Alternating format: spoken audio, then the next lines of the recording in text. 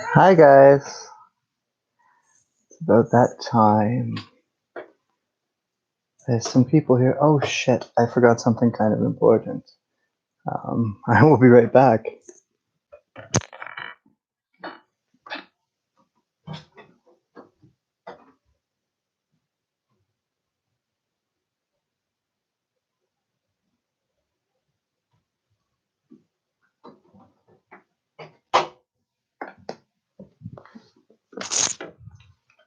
Sorry about that. I made some notes. I figured that was probably a good idea this time to come in with some notes because this time I kind of actually have a topic or some type of method to this madness.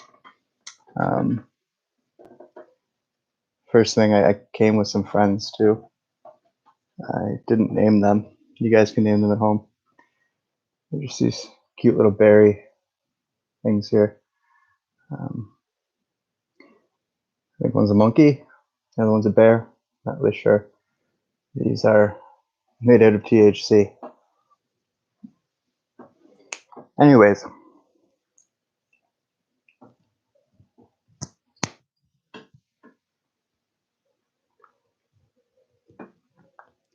so on with business. Um,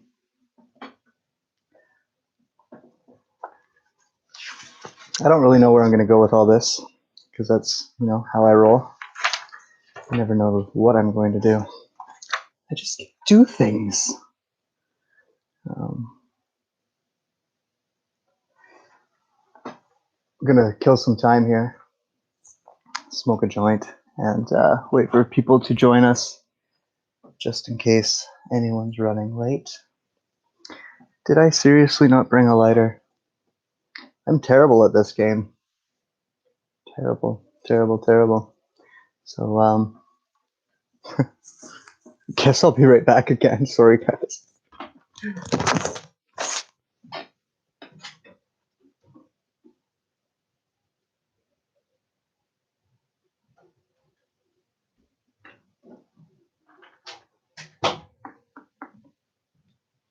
And if I forgot anything else, we will just go without it. So as a kid, I used to watch a lot of horror movies. We talked about this before. And I've always wanted to make movies, so I'd come up with this kind of horror movie of my own when I was very young, where what would it be, Laurie Strode, is that her name? The sister from Halloween went on to have a baby, and my main character, would be that baby.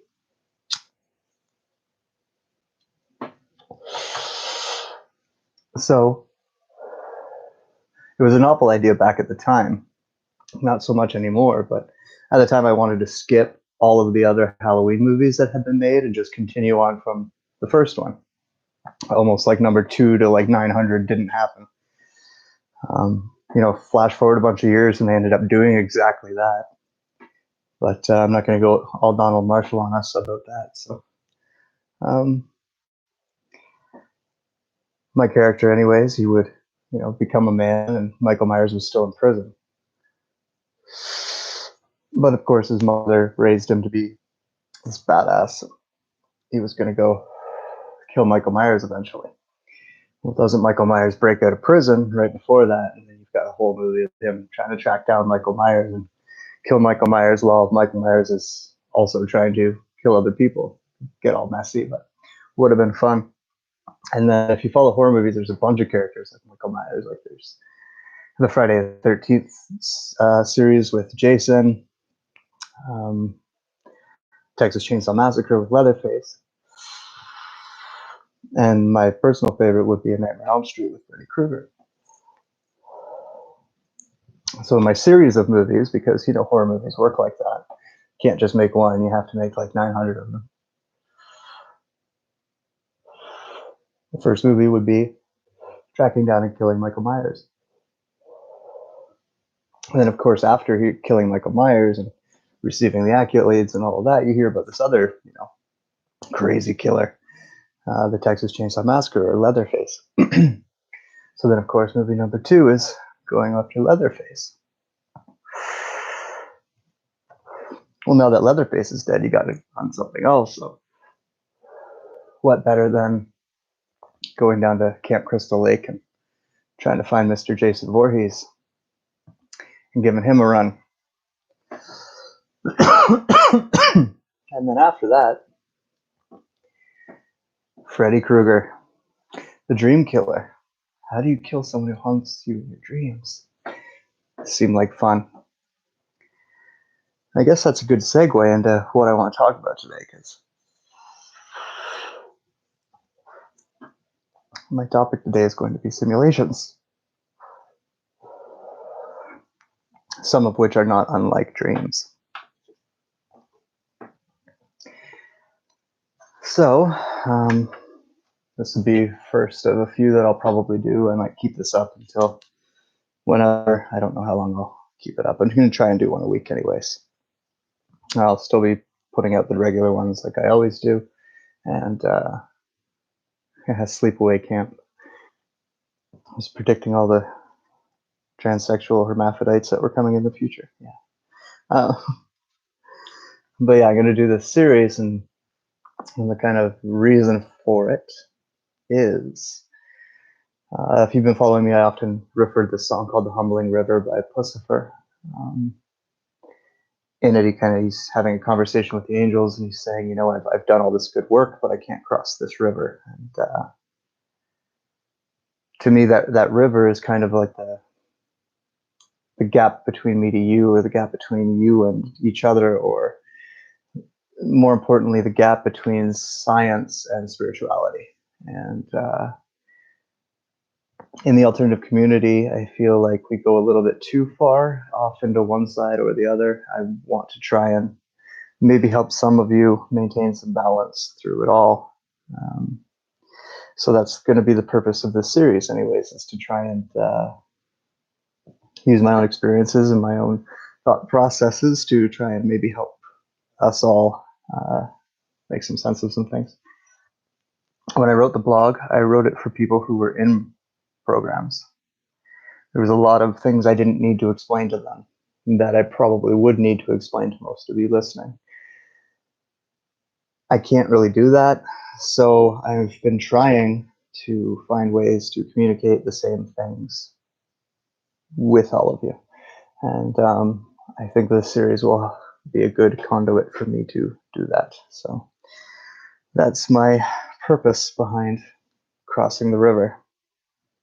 The first ones we're going to talk about simulations. So, there's real world simulations and artificial simulations, but we'll get there. I kind of want to throw out the disclaimer, though, that over the course of this talk, I'm probably going to piss some people off.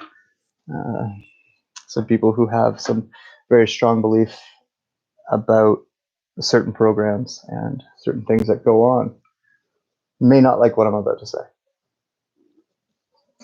Some of them might very much appreciate it, though, so I'm going to do it anyways.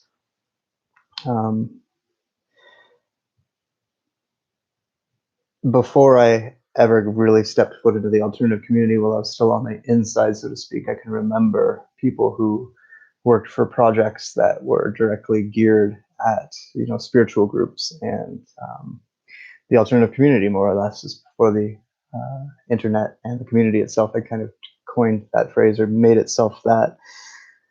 Earlier days of it, and I didn't really think too much of it, but I can remember him, talking about it. He got a good kick out of it. So,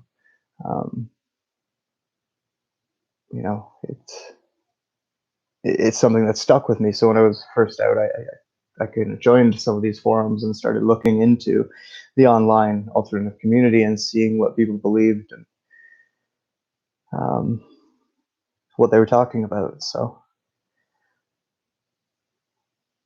I'm going to explain a little bit more probably at the end to clarify my stance on a few things. Along the way, it's going to sound like I'm throwing, babies out with lots of different tubs of bathwater, but I don't intend to do that, and hope at the end of it I can wrap that back up. So when talking about simulations, a lot of the programs are based around simulations. They're not necessarily based on things that are actual projects that are happening out in the world. Usually the program is where the project is given birth. And some of these programs, they happen in real world settings. They all start in the real world. I mean, those of us who are involved, we're typically kept in some type of cage or living facility that is not the most pleasant. I mean, not all of them are awful, but none of them are really all that pleasant. And you live almost in those conditions, and you go through, your program just like a school or an education program every day. Some of those end up running you into simulations within various programs, and there's a difference between simulations that are happening in the real world, meaning like you're physically involved in an activity and physically playing out the simulation. It could be a test. I've given examples like Zombieland. I keep calling it that. That's what it's called. It's called Zombieland. So in that place, you would pretty much be in a big giant city, and this would be going on around you, and you would have to survive it. And the simulation would be a real world simulation where this actual thing is playing out, and it's not just Zombieland. And think about like what you guys are understanding as false flag attacks and stuff like that. That's where training for those kind of things can go down as well. You have unsuspecting people in a building and send people in to do bad things and see how everybody reacts, and keep repeating said simulation until you get as much data as you need based on the experiences you witnessed, and move along. And then you can bring those into real world events if you need to. Zombieland being one example. Look at the other one that I like to call Waterworld, also based on the movie. It's just all about learning how to exist underwater. That doesn't necessarily mean that we're taught to breathe underwater. Although if you've ever seen the film Abyss, there's a particular liquid in that movie that allows people to breathe underwater that isn't just fiction. But a lot of it is just becoming acclimatized to, living at the bottom of very deep bodies of water. Navy SEALs do this to some extent as well, but these programs take that a level further. Dark Seers is another one, as an example, that they would just, leave you in the dark for extended periods of time, and I don't know, weeks would go by without any light. Your eyes start to adjust. It's, our senses will adjust to absence of things. You hear it all the time when someone loses their eyesight, their hearing gets better. Your eyes can also adjust to lower spectrums of light if they have to. And that's an example of a simulation they would run, would be to leave you in the dark for a long period of time and then drop you off in an environment where there was no or very low natural light, and then have you perform various activities, missions, if you will. I don't like calling them that because it makes it sound like something it's not. But this also, they would also get into things like getting groups of people together to go into the astral realm together and try and affect things from there. Remote viewing programs, things like that could be considered simulations that are happening in the real world with various amounts of accuracy. And different groups do it as well. I mean, there's a RV program, remote viewing program in the military. I think they made a movie about it. Can't remember what it was called. But there's, bigger, better ones in the deeper projects as well. And then you get into the artificial stuff where they have figured out how to manipulate the brain to hallucinate and see things that aren't there. If you've ever played with any type of hallucinogenic drugs, specifically ones that use DMT as the active ingredient, you may have experienced things like time not being as linear as you're used to. It's not as condensed. So as an example, if you take something like salvia, it pretty much only lasts a few seconds. It's like 10 to 20 seconds. But that can, depending on how much of a dosage you get and how well you inhale it, that can last all sorts of time. There's been people who come out of salvia trips reporting things like living in a whole other lifetime. maybe not the whole lifetime, but just like, living, and like they have a house, they have a car, they've got a family, they've got kids, they've got a job. They've been going to that job every day. They've been coming home to their family. They've been watching movies. They've been going to sleep. They've been doing this for 3 to 6 months and then wake up out of their salvia experience and they're right back here again. DMT, ayahuasca gives you very similar type effects, uh, changing time and taking you into more or less another dimension. And the people who run these programs figured out that those dimensions can be created and altered using various types of technology. I believe is based on electromagnetism. I'm not a scientist and I'm not that big into tech, so I have a hard time just explaining a lot of those things. But they can more or less program exactly what you're going to see and experience. If you've ever seen a movie like Divergent, there's a good example of it in that, where they lay down and they drug them up and they give them a certain amount of a chemical, and they're also attached to some type of diagnostic machine, right? It's more or less what they're showing you. From those simulations, you get into a lot of, the more far out stuff, like, and this is where it's going to start getting me in trouble, a lot of secret space program stuff comes from that. A lot of, or the very 20-year and back, if you just listen to my salvia example, what makes more sense? Putting someone into the future 20 years and bringing them back and somehow genetically reversing their aging process? Or does it make sense that they might have gone into a state where they lived through 20 years and then woke up back here? I'll let you decide that one for yourself, I guess. But it's where a lot of it came from. And with those type of artificial simulations, they can teach you things. If you ever saw The Matrix, it's a little bit more extreme of an example, but they would plug the thing in and you'd be like, I learned jujitsu. Well, they could put you into these states, these constructs, more or less, these simulations, and teach you jujitsu. And then when you come out the other side, because of the way the brain works, it remembers the jujitsu. They can send you out into outer space and have you deal with simulated Space Force and simulated space interactions and all of these different things, all in simulated, just to test and see the outcome of, and then bring you back. And it can get really confusing between the two, especially if you're prone to the memory wipes. Then you don't really know that the line between real and artificial starts to blur a lot. So, using these things to test humans in the scenarios, preparing us for things, having, certain sleeper cells in each kind of community, just in case shit hits the fan, that can, be activated, or different people in different parts of the world that could be activated to do different things. So basically a lot of training. The Super Soldier program originally started with, implants and then putting things in your physical body to make you stronger and whatnot. And then after that, it turned into something that they could, through nanobites, kind of reinforce tissue and reinforce bone structures. But then through these simulations, train you to be highly advanced with guns or highly advanced with explosives, whatever that is. They can use it to torture people. Obviously, that kind of makes sense. Put them in a state where nothing's really happening, and they think it's as real as can be. And you keep doing that, and you can kill them over and over again, and eventually get what you wanted out of them. But a lot of it is programming and reprogramming. So programming is putting things in, and reprogramming would be taking things out or wiping the slate clean. So imagine, they were using you for something, and so they were putting all of this stuff into your training in order to get you to be able to do that. But then at the last minute, they decide they don't want to do whatever that thing is. And now they have you trained for it. Well, they can't just put you back out on the street trained to do that, because something might trigger it. You might do it. They don't want that to happen. So they can reprogram you to not do it and maybe do something else or just erase it.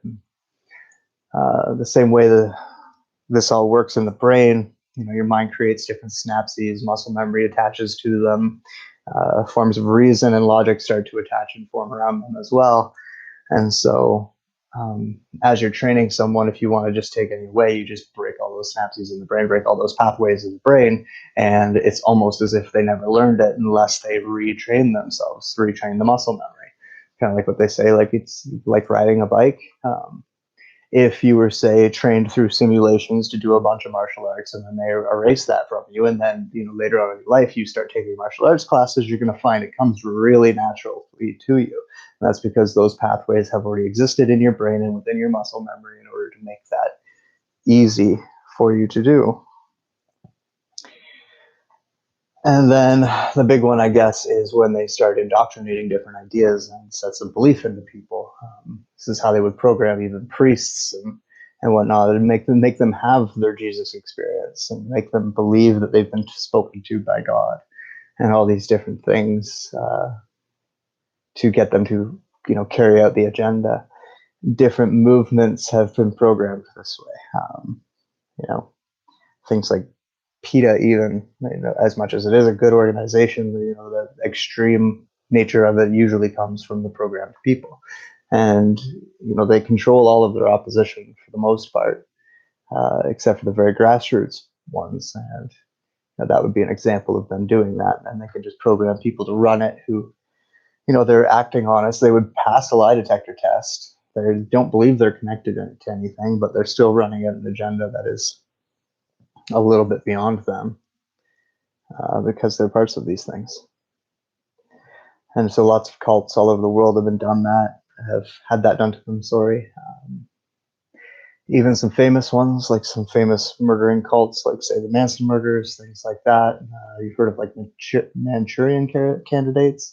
That's the basic idea behind what they can do in terms of indoctrinating people and using them.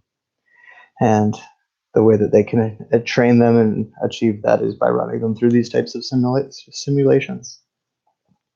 Another thing they can do is retrieve your memories, putting you in a simulated state and then kind of getting you to remember back, kind of projects it into the simulation, and then they can kind of see. It's like the same way a detective would work if he was trying to trick you into confessing to a murder or something. So if you tried to lie to them and they suspected you were lying to them, they could bring you into a simulation and make you find out. And the thing with, like, it's very easy to put someone into a simulation because it's the beginning process is a drug, and you kind of disassociate before the technology ever kicks in anyways. So that switch between reality and this false reality that they're presenting you is very, very hard to notice.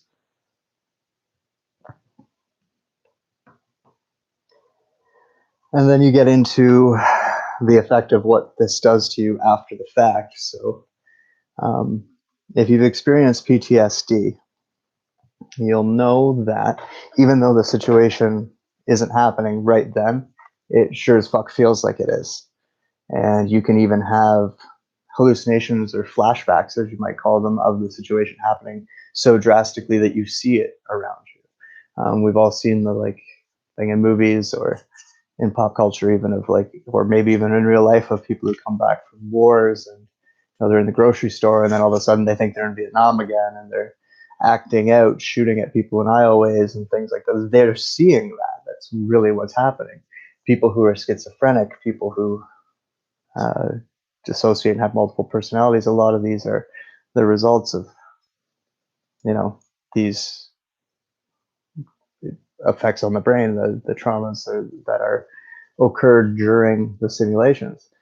Because the simulation, it's in your mind, so therefore you would say it's not real, but it is real because your brain is what makes things real here. So the trauma that you're incurring, the damage that you're incurring, even though it's, you may not have actually had your arm cut off, the pain that you experienced and the experience of, grieving over the lost arm was real for you. And you're going to hold on to that. And it's locked in there somewhere, whether you're conscious of it or not. And so that's why a lot of the people in these programs are so damaged and have such a hard time talking about it and have such a hard time making sense of it, is because it's layer and layer of, PTSD and memory. And even when the brain is, processing memory or any type of data, it starts, if it gets to be too much information for it, it starts to break it down into symbology. It starts to break it down into images and, phrases and different things that maybe aren't exactly accurate linearly to whatever is going on, but the information, the data is still encoded within that, so you are still technically remembering. it can just be really hard to sort that out in your mind sometimes, especially if you are suffering the effects of trauma, like the depression that comes along with it, and the various physical and mental effects of PTSD. And then you get into the alternative community and you start hearing all these stories. Don't think for a second that they weren't anticipating that, right? Don't think for a second that they didn't come to this community and plant a story that was very much like yours, so that when you got here, you would find everything you were looking for, with their programming still embedded into it. Going back to the earlier Blue Avian days and the Law of One coming up, I talked about this then. That was an example of that. They found these people channeling and all these people getting these messages, and they were like, "Oh, we can do that. We can create that. We can write that, and we can start a movement based on that." And unfortunately, for the most part, when I've looked around the alternative community and I've heard people talking about this secret space program, I've seen their program, which means not the actual secret space program that they're hiding from you. I see the secret space program that they're programming you with. And whether I'm right or wrong about that will start to come out kind of quickly with SpaceX and the Space Force and whatnot. But anyways, I'm not saying that they don't go to space. I'm saying that your idea of what space is not what space is, and they know better. And they've sold you on an idea that isn't entirely accurate. Modes of transportation, groups, and they've perverted things too. Like, people get upset with me because I say there's no, galactic federation. There's no galactic federation here to help you, but that's not to say that there's not, councils of ETs that get together to discuss things and make decisions based on those discussions. I'm saying that the Galactic Federation I observe within the alternative community is something that I watched be created long before I even knew that it was going to be something that you all knew about. So to me, that says that it's not real. And from my experience, it's not real. It's a perversion of something that is real. And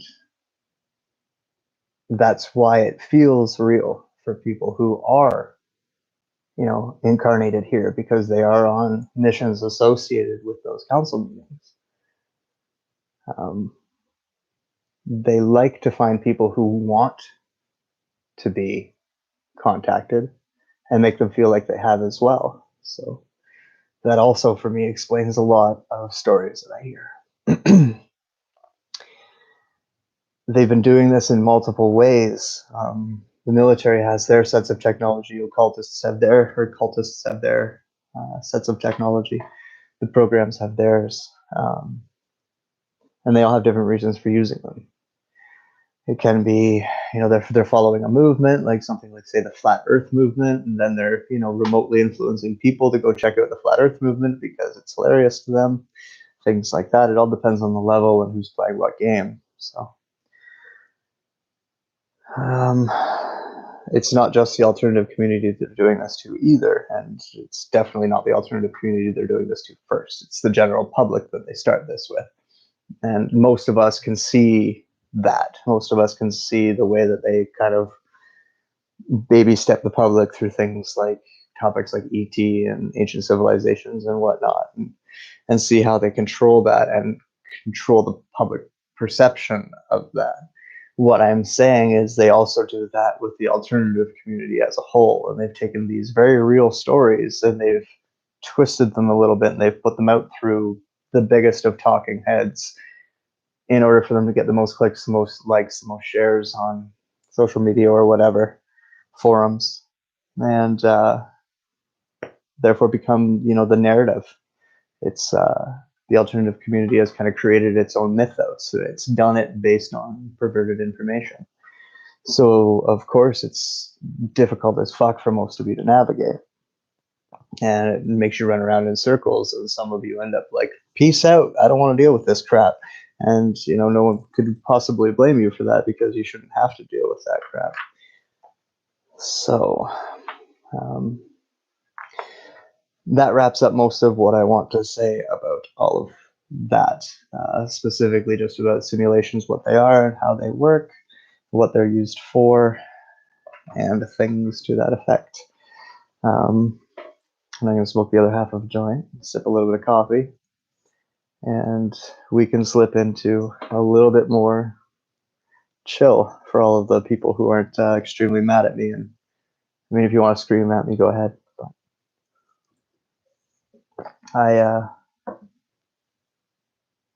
I want to believe in a lot of things I hear, but I know better.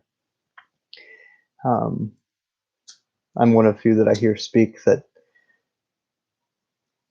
I'm talking about waking experiences. I'm not talking about dreams or astral battles that I've had. I could, because I do that stuff too. But I walked into a room with a model of New York City and two planes stuck in the World Trade Center when I was like 18, and that happened when I was 21. So those are the types of things that I saw, and that's why I speak confidently on this topic of simulations and the programs associated with it, because I am quite sure. Anyways,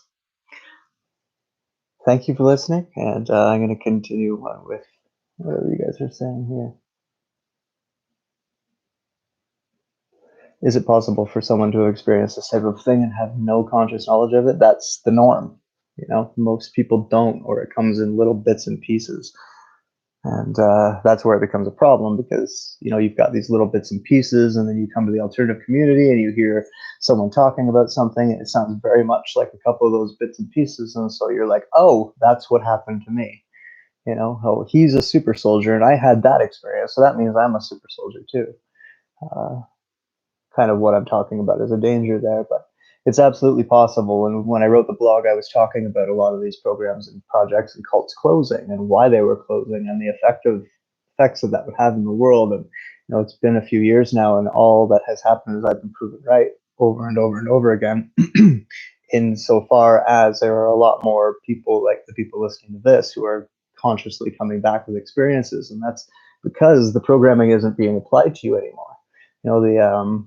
The general broadcast that would keep you in line isn't there anymore. The program you were associated with it isn't there anymore. There's no handler there to reinforce programming anymore. There's none of that.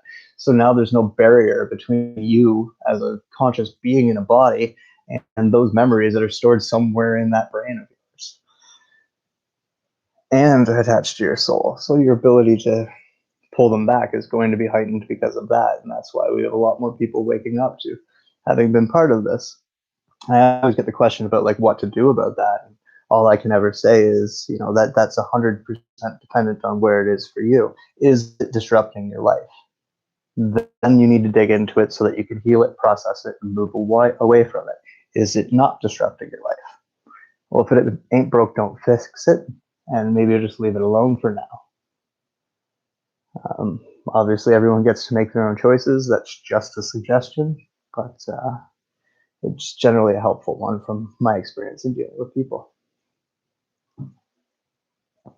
A way to protect ourselves from being dragged into simulations. Well, those simulations that I'm talking about, I mean, you would already be dragged into something. So avoiding being dragged into that to begin with would avoid being dragged into a simulation. But if you already are, like, let's say you're already in the chair and they're running these things on you, very rare. I mean, it has happened that you can stop it from happening, but you can get yourself out of it pretty quickly. I'll refer again to the movie Divergent, where she just kind of realizes this isn't real, and the quicker you can remind yourself of that, the quicker you can break their simulation. Hi, Ash. And that's true for just a lot of things. If you're underneath some type of psychic attack, the first thing to do is obviously becoming aware of it, focusing in on where it's hitting you in your energy field, and then focusing your attention on that spot, and then just pushing back, just holding ground is where you start, and then just slowly apply some pressure. That slowly applied pressure implies that they're not welcome. And if they don't listen to that, then you have all the right as a spiritual sovereign being to go, okay, bye, and give them the push.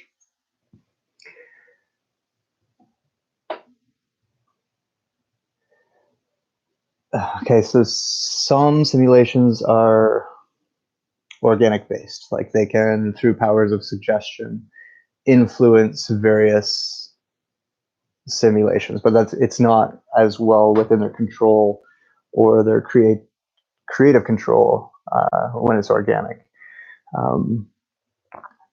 They use AI to do it because they can kind of program it that way, and it doesn't get as influenced by you as the organic method of doing that is.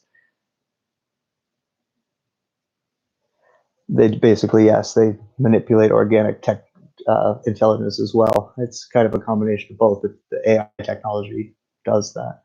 It's not, there's AI within us isn't required. I guess that's getting into another world of more here and now with the nanoparticles and the heavy metals that are in us and how those control and manipulate us. But that's more, although AI is involved with that, that's more directed. Not quite the same thing we're talking about. Where's the line between organic and AI within humans?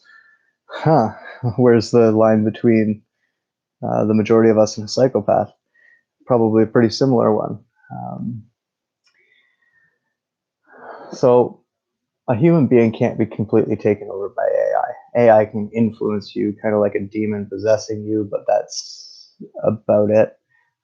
AI would have to be born in an organic form in order to have that kind of a power over things. I think that answers that question. At least I hope it does. Dolores Cannon, yes, I have. I'd say a few things about what she basically said have been, by time, proven to be a little bit hopeful, but overall, a lot of her concepts are correct in terms of like waves of souls that had come onto the planet during certain periods of time. That's definite. I don't know if I've ever done it on a podcast.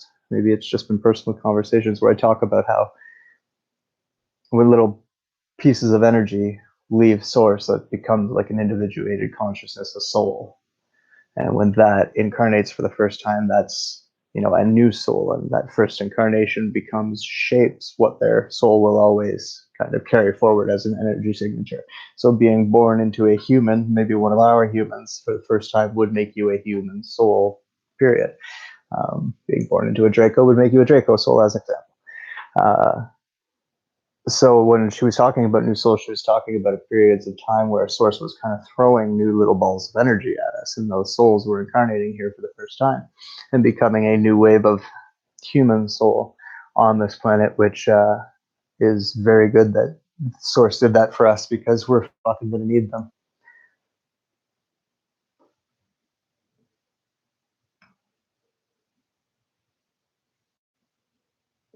Yeah, of course it sounds too simple to be true. What was it Spock said? The most logical conclusion is usually the right one.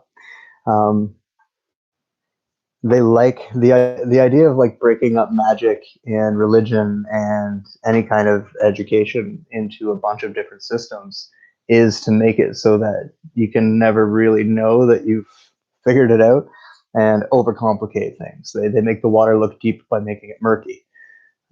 If the water were clear, you would see it was really quite shallow. So that's truth for magic. Magic is very simple. It's something that's very, very natural to you. And a lot of people out there are trying to overcomplicate it to sound smart and make a buck.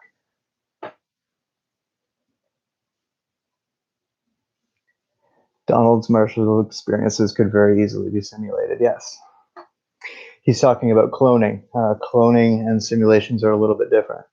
Cloning would fall into real world simulation, what I would consider to be a real simulation.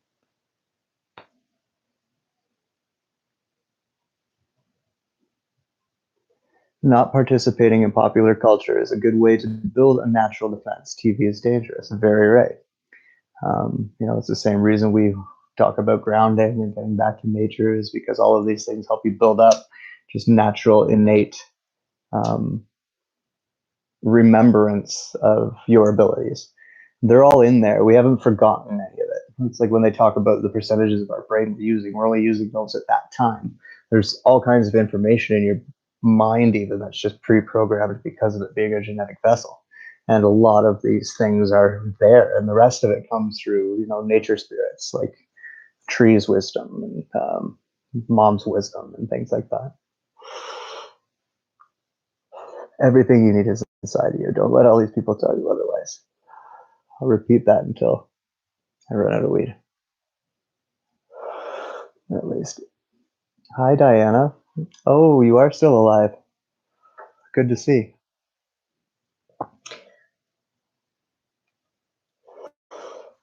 No more questions at the moment. What did I want to talk about? A fun story. I used to, barely, I feel you.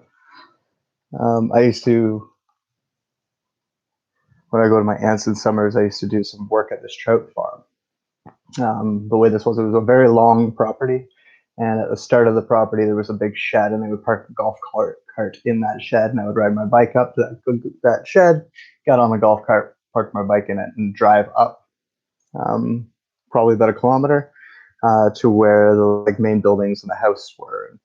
All along the one side of me is this man-made channel, more or less, that goes down into like a bay, branches out and wraps around this little man-made island, and the bridge that gets over the island, and people would pay to fish there and whatnot. So it was, but it had been dug originally, started long before they ever knew, and their family had been there for at least over 100 years. So it was very, very old, and they were always telling me weird stories about things like crawling out of it, as they would say.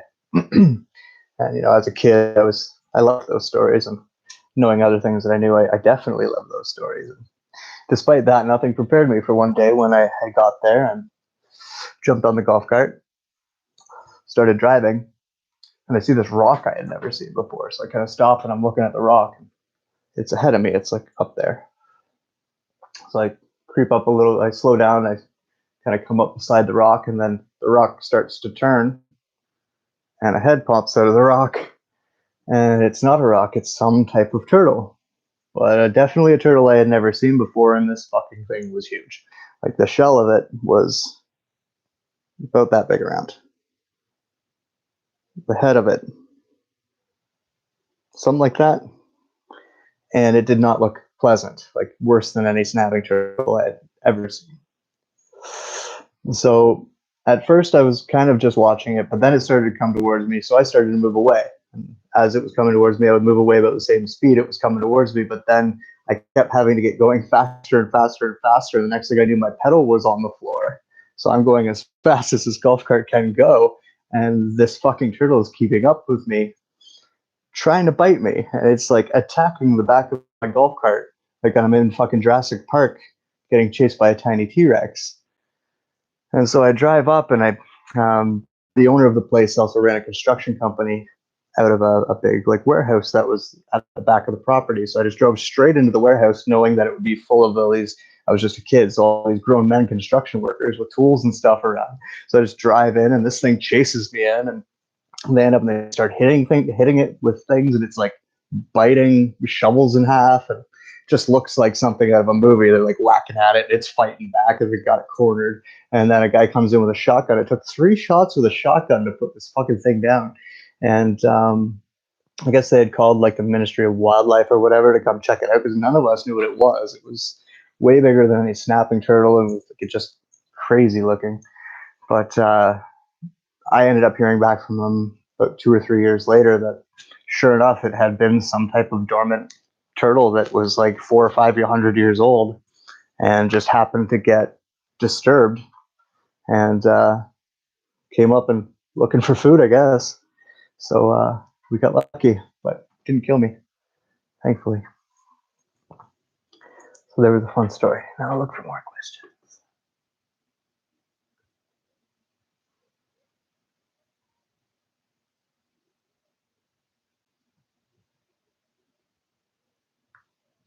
If magic is that simple, then we're just asking, telling those responsible for the pandemic. Well, no, that's what all the fear is about. They're scaring the shit out of people, making them feel they're also playing on your morality, making it feel like it's your service to humanity to stay home. So there's a lot more levels than just saying, hey, everybody stay home.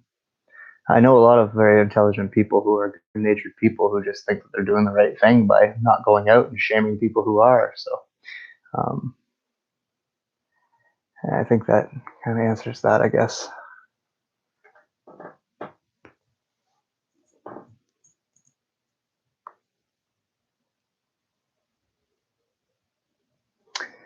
Uh, Trauma to a soul isn't the same thing as trauma to a mind.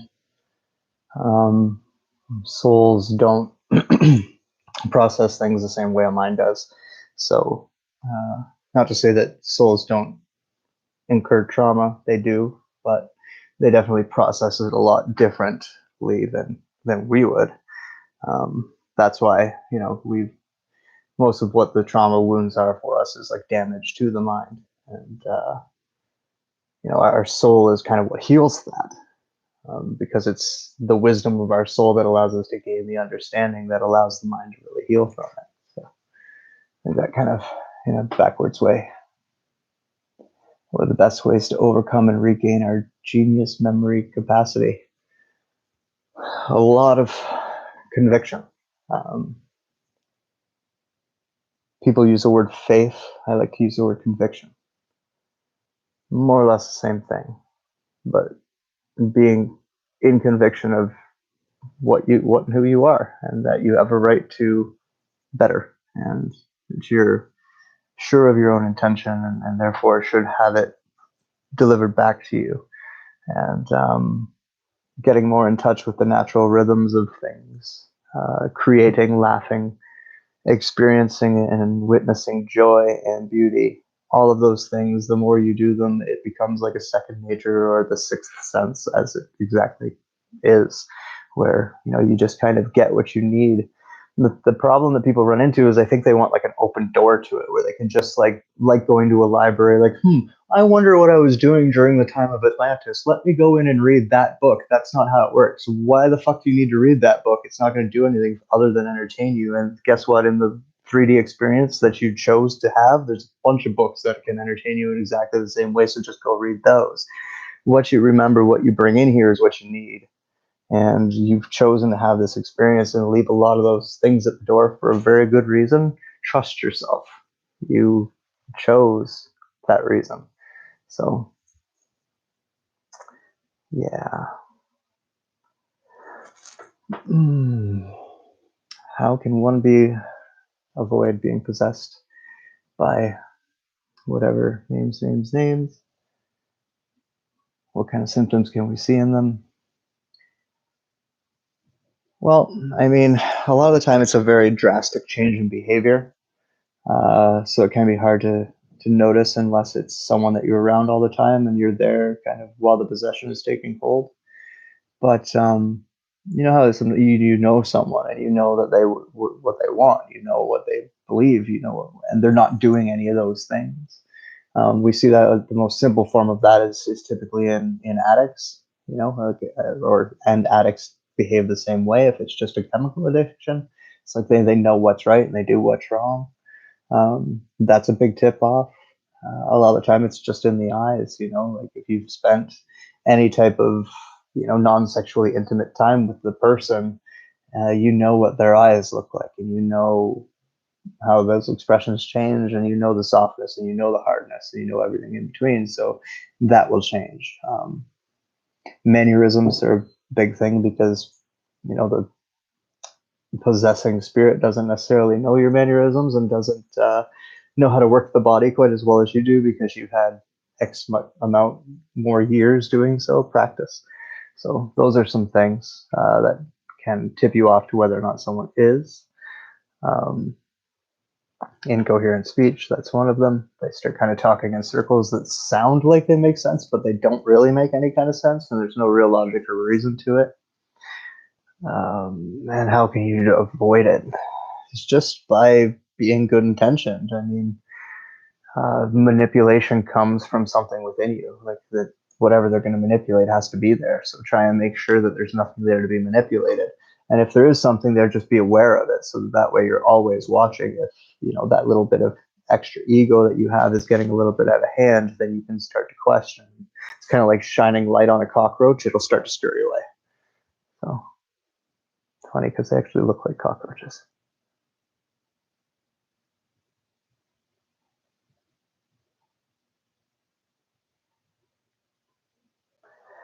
Yeah, the incarnation trap would be a big game changer for a lot of those theories, I understand, but that's not a case for you anymore.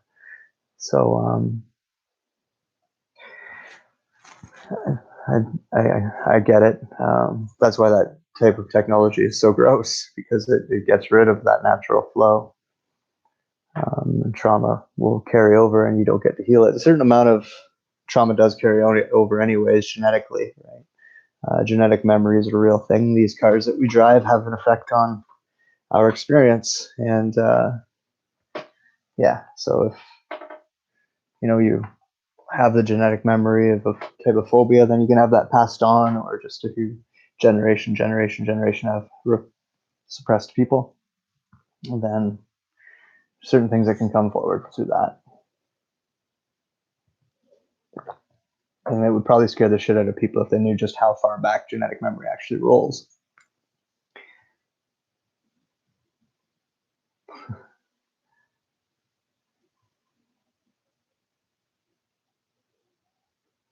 Some people are against watching movies. What's wrong with being entertained? As long as I am maintaining my spiritual belief. Exactly. It's people who don't trust themselves and people who need to make money off of things, so they sell fear and become the savior, by approving for you what is okay for you and what's not. It's just all more pretending like you're not as incredibly powerful as you are and can't make choices. You absolutely can. Watch whatever the fuck, read whatever the fuck, go sit and have a conversation with whoever the fuck. You get to make the choice of how whatever the fuck affects you.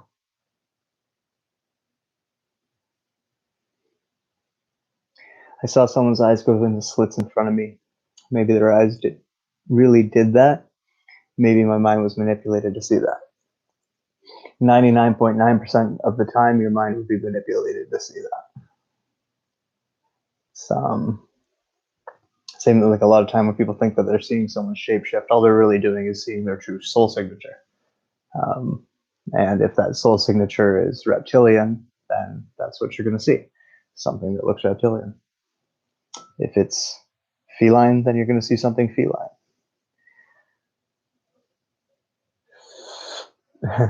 Please address the full retard mode that our society finds ourselves in. Full world lockdown. Well, I mean, it's a great opportunity to do all kinds of shit, which they're doing. I mean, how many bills and laws have they passed? How many places have they moved the military to? How many places have they closed? How many businesses have they put out? Stupid shit going on too, like them arresting cartel members to, eliminate their competition. If anyone's going to be fucking human trafficking and drug running, it's going to be us. It's not going to be you guys. Yeah, I don't know how to address it. I mean, it's pretty much what we've seen coming, right? This is where, the conversation has to only move towards the solutions to it, which I don't fucking know. I have some good ideas, but they're not perfect ideas. And I don't think any of us have perfect ideas, but we need to start bringing those ideas to the table, especially in like local communities, like people who live nearby, and whatnot. You kind of need to start focus on that. I'm going to do a podcast very soon where we discuss that. Yeah, don't let people put guilt trips on you. Fuck them. Fuck them.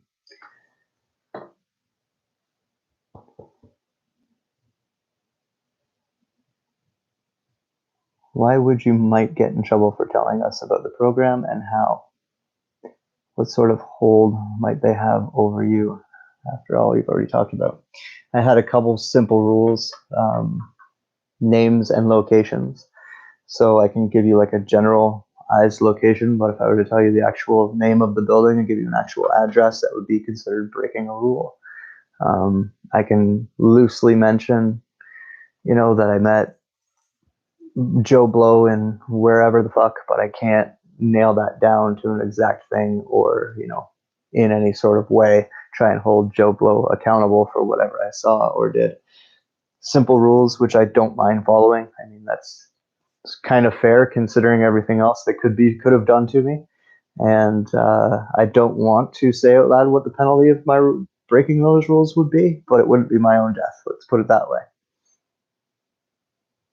They could kill me all they want. That's why I was able to get out, because that's not a threat. Why kill me when I can still, be part of their movie? It's the Obi-Wan thing, right? If they strike you down, you become more powerful than they can imagine. And right now, because of the proximity to said soul trap technologies coming down and a bigger set of technologies coming down, we have a lot of souls very upset with the souls that are in control of this planet right now. So they don't really want to let us out of bodies quite yet, especially on any type of en masse, because we're more dangerous to them there, especially in the interim. You can choose to, like, that, what people could think of like a ghost realm, or like the original Earth world word for it was Sheol. Got turned into hell by Christianity, but whatever.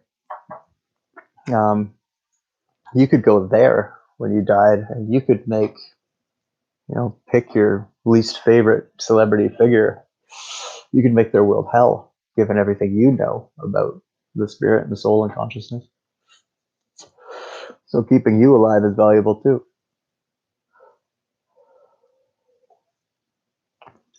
What is next?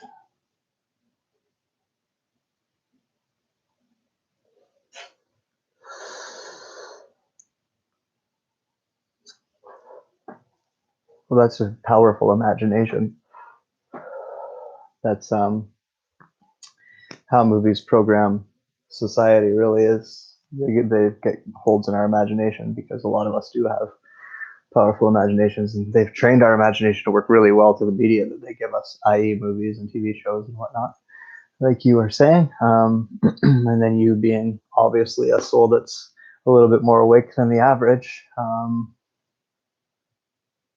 would be able to do that even better. So makes sense. And just protect your energy. If it's too much, shut it off for a while, go build your energy back up, or let it drain you. Just make sure that you're keeping track of where that energy is going.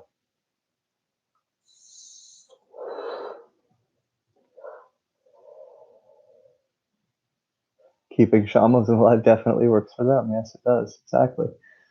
They need us more than you think they do. Like, I put out a podcast today in which I say it. I might have said it on the last live stream too. Like, they don't need to depopulate, guys. We are much more valuable to them alive, and they want more of us. Killing off certain demographics in small bursts, maybe here and there, can work out to their benefits at times. They obviously like the blood sacrifice of these things, but they don't need to depopulate us down to 500,000 or anything stupid like that.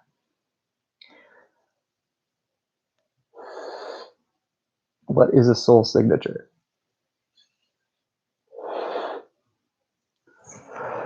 Yes, so obviously a soul is an energy form. It doesn't have a true shape. The shape given to it comes from the consciousness within it. So because when you first incarnate, that first incarnation is so powerful to your experience, it's something you're rooted in, right? It's the root of your experience.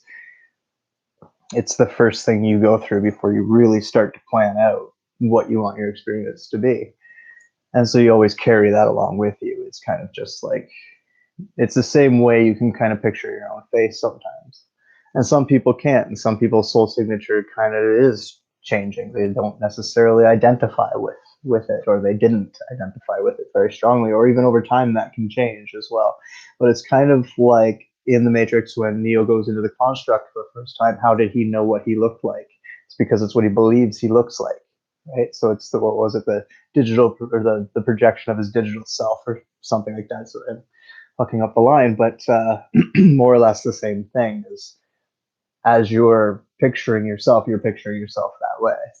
And a lot of there's a lot of, you know, soul signatures to me that it's not even about the way they look, it's about the way they feel, which is another layer to it. Or maybe even like a tone that they put off, something you can hear that you would identify them as. So and just our personalities usually do, especially if you were to incarnate into a body that lived for a long time and that experience was really long, you would identify with it more and more. But it's a commonality or a generality. It's not a rule, but it's just, it explains why people like will say things like, "Oh, I'm a Lyrian soul," or I'm a human soul," or "I'm a reptilian soul," or "I'm a mantid soul," or whatever it is. Whether they're correct or incorrect, that's where that concept comes from.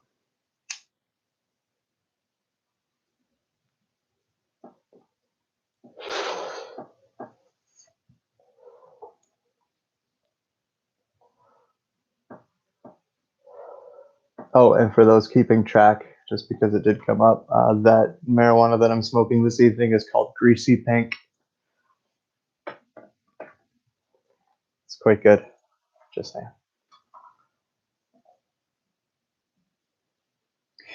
Question that had come up before was about vampires feeding, so I'll indulge you. A little fun story about that. Not fun. There's a little story about that, just of the awkwardness, to kind of illustrate a lot of what I want you guys to understand. And if I'm ever telling you stories about what they're like, is just kind of the way that they operate. And I can't explain it all to you, but at the same time, it will help you kind of understand their thought processes a little bit by hearing stories like this, I think.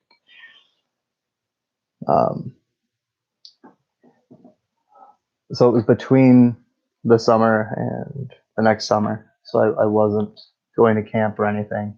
And I kept feeling someone watching me, which was not new to me at that time. I was, I think, maybe 14 at the time. And I could just feel someone watching me for days. I kept going. I was dating a girl who lived on the other side of the town that I lived in, and I kept going over to her house and walking home, and I would always feel it on that walk. She lived in like a row of houses that was next to like a baseball diamond, and then there was cornfields behind the baseball diamond for, I don't know, probably a few kilometers back. I'm not good with numbers. And so I had left her house, and I was leaving, and sometimes when, you know, it's an ET or it's just something that's not human, it's something that's strongly telepathic and they want to see you, they will kind of give you the inspiration to like stop somewhere, and then they will show up there. So that had happened. And I'm not typically like, if I get that, I will see it through, even though it could be a trap. Like I'm not scared of traps. So this was one of those risks I was taking, where this could be a trap, but I'm going to sit this one out. And this one kind of was a trap, because it ended up being a member of a coven that you would refer to as a vampire. And the ones that do drink blood, they do kill people. So I had stopped and they showed up, and a conversation ensued. I'm not going to go into a lot of detail, but the whole reason why they had stopped me there was because they thought they could freak me out by making me see him eat, and assuming that I had never seen it before, which I had. But that can just, I think the takeaway from that is just like, that's how kind of arrogant as well as ignorant they kind of are. Is even though they have these powers and they have this influence, there's always blind spots, and they have just as much of a personality as you and I have, and they can be just as easily right or wrong despite everything that they know. And it's funny because, you know, you think you could have got all this access to information and they have for forever, so they must have it all figured out. They don't have it all figured out. Don't you think that if they did have it all figured out, we wouldn't be having any conversations yet, like at all, by this point? Like, obviously, they're still trying to work a lot out, and nobody in the universe obviously has anything figured out, or the universe wouldn't be here anymore. It's not how it works. Still, always mysteries at every level of deeper knowing, and more ways of viewing things. I guess an aspect that plays into that is just that, even there's a lot of different ways to work out. You would think it should be pretty simple at this point. Like there should be like one way that just works, and that's what everyone does. But one way doesn't work for everybody, and that's true for magic. It's true for religion, and it's true for education. It's true for working out. It's true for entertainment. It's true for everything.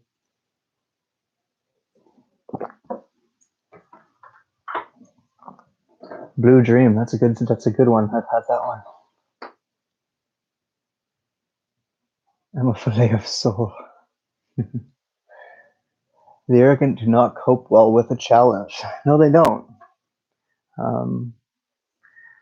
It was in an Anne Rice book.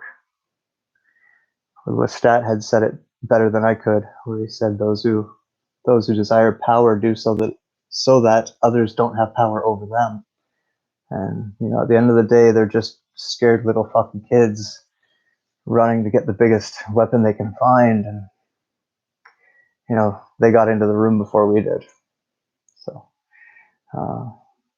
at this point, like, we know all their secrets. I always get the questions of like teaching people how to do something, and the reason why there's a lot of different methods is because everyone learns differently, and whatever works for you is okay. There's not a right way and a wrong way. There's just different ways to get there, and it's okay to find what works for you and what doesn't. And you trust yourself to avoid pitfalls because they've all got them. Every family has an asshole in it, right? It doesn't make the whole family bad. How did the Draco view the reincarnation trap tech if they did not believe in the experience of the soul? Well, the Draco, as the majority, are very much lied to about how that all works. The royal Draco, or the top of them, is very aware of how it all works, and as a form of controlling his people, has bred out of them how it all truly works. To them, it's a matter of technology, and all the magic hubla jubla is just hubla jubla for the majority of Draco. Obviously, the higher up you get in the Draco food chain, the more you know about that stuff, and the more you utilize it. But for their majority, they're way more controlled than we are. It's almost impossible to explain to you how it works because they are just that control. Like, they have a very small amount of royal blood that makes up their actual culture, like the actual living entity of the culture. The rest of them are just numbers. Like, they're like ants in an ant colony that play a role and have a job and serve a function. It's almost like a hive mind, but they're all just so indoctrinated into Anu's system that they don't ask questions, they just operate. It's been, if you study SRA, by that third generation, you have a psychopath, because that's how long it takes for a human to, think that that's the norm. Well, imagine doing that to humans in the same family for thousands of years or millions of years. You're going to end up with beings who just don't know differently and believe that what they're doing is good, and right, and just normal. So they believe the lie so strongly. Let's put it that way.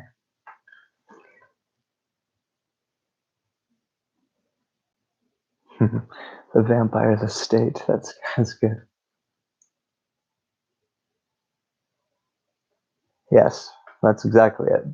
Breeding. That's how we learned it. That's why he brought that here. Breeding beings into psychopathy. And breed the will out of them.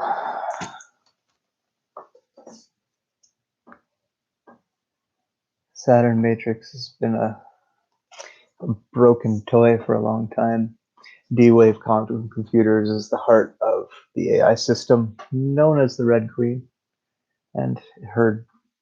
No, I shouldn't say that. It's not her actual heart. It's what's going to allow her to get into the rest of the world. Once they all get that all up and running, I have not seen the new Dark Crystal yet. And actually, thank you for reminding me of that. I think I watched a bit of the first episode and fell asleep and never got back to it. Fucking Bill Gates. Why are we all listening to a computer program about vaccines? This is stupid, people.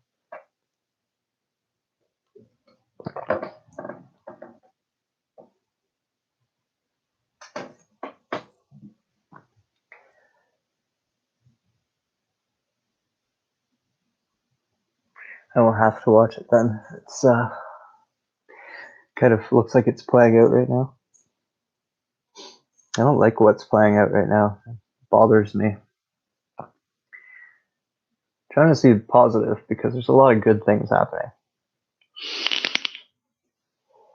within us. But what's going on out there kind of sucks.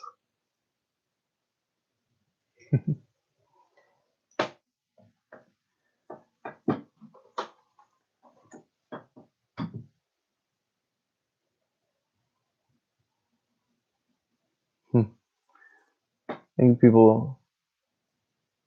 I can't remember what they. Oh yeah, I think it came up when we were talking about cryptids last time, which made me think of just a story of it. Shocked the shit out of me again because they wouldn't put it into a movie. But like an island where it's not on any maps, which there's lots of those. But there's a lot of things on it from back when the Earth had shifted a bunch that didn't make it to other land masses, but like propagated there and went on to breed in numbers there and can create their own little ecosystem, almost like a unintentional Jurassic Park type world, but not quite dinosaurs are that far back. But dinosaurs are there because dinosaurs existed a lot more closely to now. They're just not what we think dinosaurs are. Oh, this all gets so confusing. But yeah, we had gone there for like a real world exercise one time, and it wasn't necessarily that anything was all that strange looking because they kind of just looked like other things that we already see on the planet, but the sizes really put into perspective how much things have changed on Earth. If their math was right, then that island would have occurred back when trees were the size of mountains. That went around in the alternative community not that long ago where people were saying that all the mountains were just trees. That's definitely true for some of them. Many. But anyways, this island must have existed back then because it also had, the first thing you saw when we were going towards it was the trees. Like it just looked like, yeah, from a distance it didn't look normal at all because these trees were just so big. And then other things that live on it are of equal size. And when I saw the King Kong movie, the most recent King Kong movie, it just made me laugh. And I know that things have progressed to a point where certain elites that work in film maybe aren't as widely celebrated as, like, say, the Steven Spielbergs and George Lucases, but still make big budget movies. You just don't really know their name. Some of those guys have definitely been to these places. I have a very good feeling that whoever the writers were on that one had actually seen what they were writing because it was just very, yeah. And that does happen to me a lot in movies. All after the fact. X-Files was a funny one for me because I think I watched that when I was like 30 and lived it when I was like 16. So that was a good one. There was people there too that weren't much bigger than us. I'd say like on average they were, but not much. And they looked very much like natives, like Native Indians or Native Americans. Same type of leathery, dark, pigmented skin, long, like thick but very straight hair. Yeah, very Aboriginal looking. Anyways, back to questions. If I can find any. Origin of dragons. Jesus Christ, I could never remember that far back. Origins of dragons in terms of planet Earth, even. They've been. I think it would be easier to go the other way. How long have they been gone? I don't think they are all gone. That island I was just talking about was an example. That was why I think dragons came up in the last conversation. That's what sparked my mind back to it, as well was that dragons, as they had things that might as well have been dragons. They were a different type of lizard, but they flew. But there's some in captivity still. They used to be pretty normal here, going back before 7,000 years ago. Not good with numbers, so don't kind of quote me on that, but definitely before. Before Christ, as they would say, or before current era. But not too far before either. So, as for their origins, I don't know. They're all over the universe.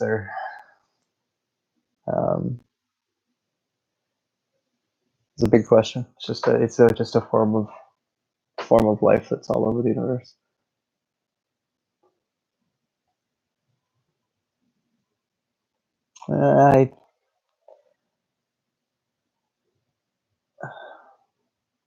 With astrology, I subscribe more to the psychological breakdown of it, the way that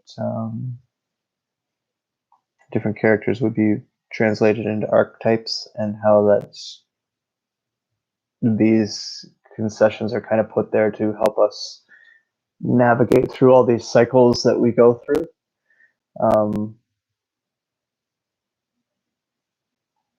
I don't really understand your question beyond that, because I don't follow the alignments and stuff like that as much. I guess I kind of feel my way through it all, so I've never really paid attention to the math of it. Kind of like if you were to be really good at throwing punches naturally, you wouldn't have to have someone break down the technique to you as much as someone who's just not good at it. And I think the ebb and flow of the rhythms that we deal with cosmically and celestially are pretty easy for me personally, so I've never really looked into any of the math or studied behind it, so I can't answer your question very well. I'm sorry. Fear is most definitely the mind killer. It's really what it's all about. Like, even, it was, when I say that, like, they never could honeycomb my brain, the way that we learned it through MK Ultra, is because I was never scared of it. I've never been afraid of them killing me. The pain is what it is. And I like sensation. It's part of my soul's experience here. So pain is a sensation. It's not one that I choose to inflict on myself ever, but it's, at least not consciously. But at the same time, it's not something I felt the need to run from. Once you kind of accept the fact that you can't defend yourself from them, at least in a torture type situation, it kind of gets stupid to keep being afraid of them doing it more, because they're just going to do it more the more afraid you get. So, and maybe because I went through it so young, I was able to shut that down really quickly, and now it just seems silly to me. But yeah, it's all about not being afraid of it. It's just, what's the worst that's going to happen?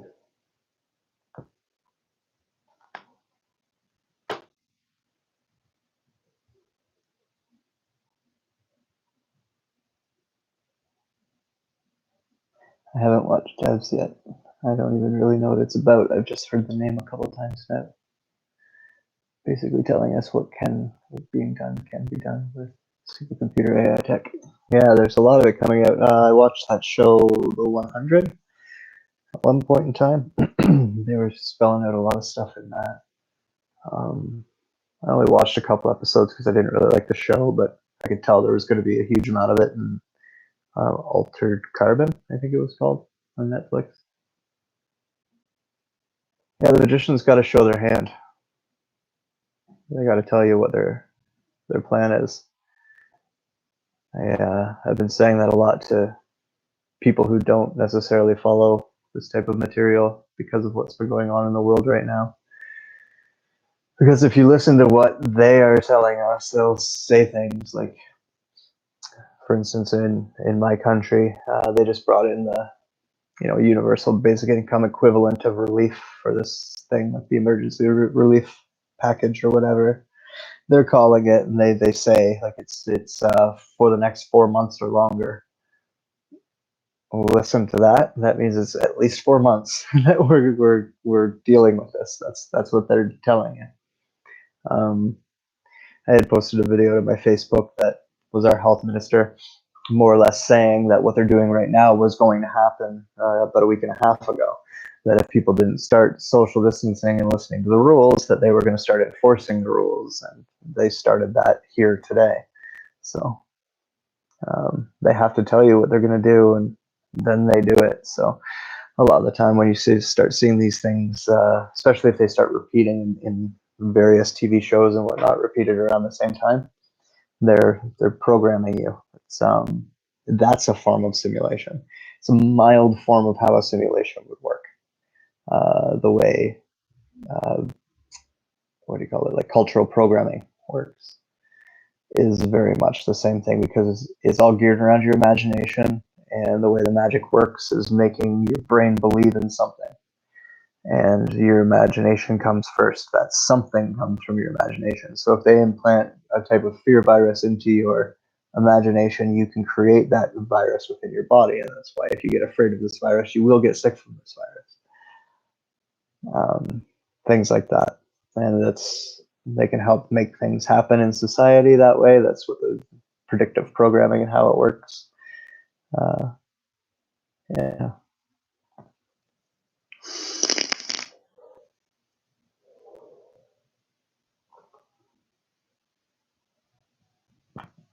Experiences from mushroom trips that you guys could benefit from? I don't know. I think you should just do mushrooms. That's what I think. I think you should do mushrooms and benefit from it yourself. I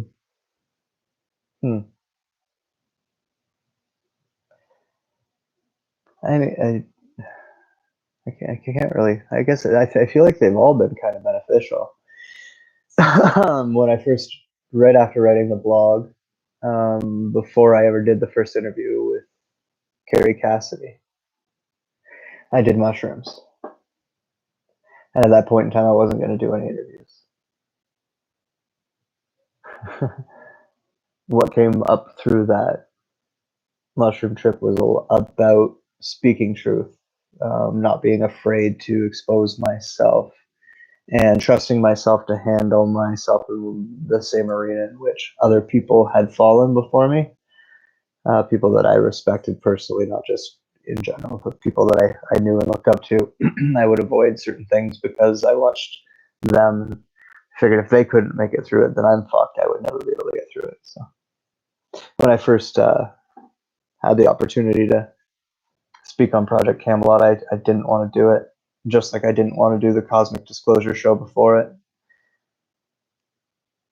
it. Still don't want that attention just to have that attention.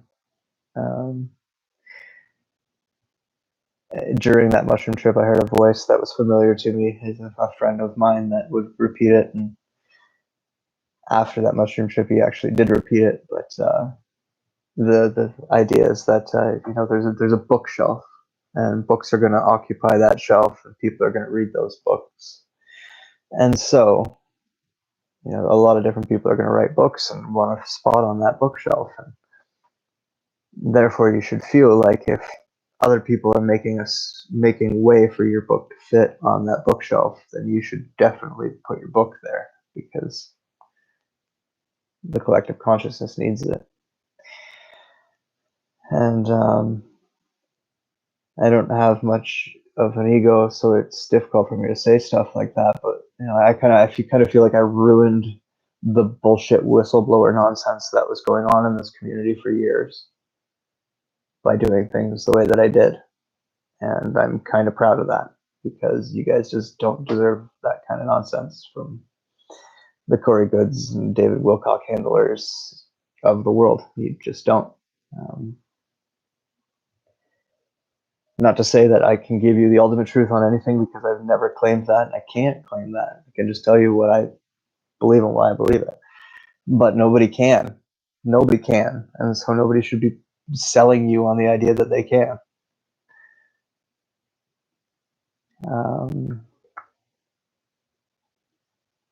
So yes, if it wasn't for that mushroom trip, I don't think I would have done that interview. And if it wasn't for that interview, I definitely wouldn't be doing this right now. So there you go. I guess what you could take from that, if I should be the person to tell you what to take from that, I mean, take from that what you will, please. But I would just say it, again, it's the same thing. I'm gonna say it 2 million times for 4 million questions, responses. It's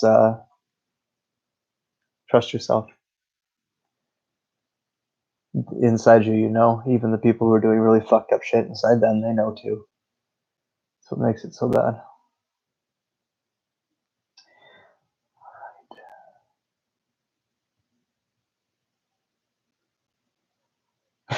Mushrooms are teachers that do not treat bad students well. That is very true, very fucking true.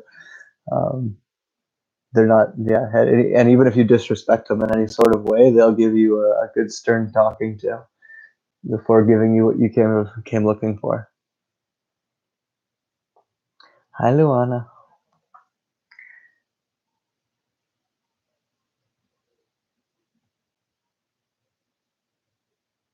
What could people do when they have terrifying trips on mushrooms or natural medicines with DMT?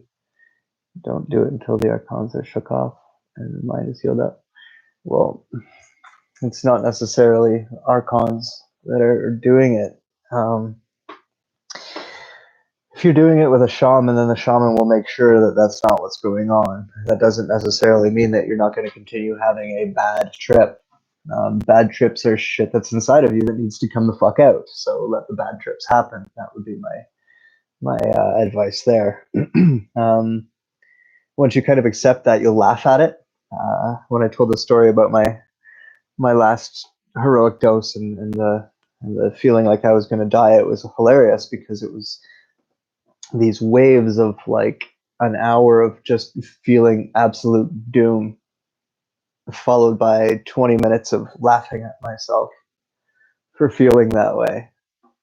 And I remember the first time that happened, and my first laughing at myself, I'm like, oh shit, this is what you're in for. You were suppressing something, you took the mushroom's giving you a smack in the face. Take it like a man. It's just an expression. You can take it like a woman too.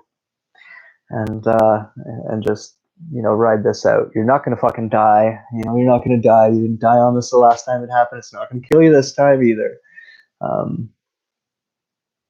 And if you are on your own and you're doing this, obviously you don't have anyone else doing those things, but you should always, if you're going to fuck around with mushrooms or DMT or any of the above, you should always be putting out the intention of protecting yourself before you go into it. So if that's the way the trip goes, you're fine. It's not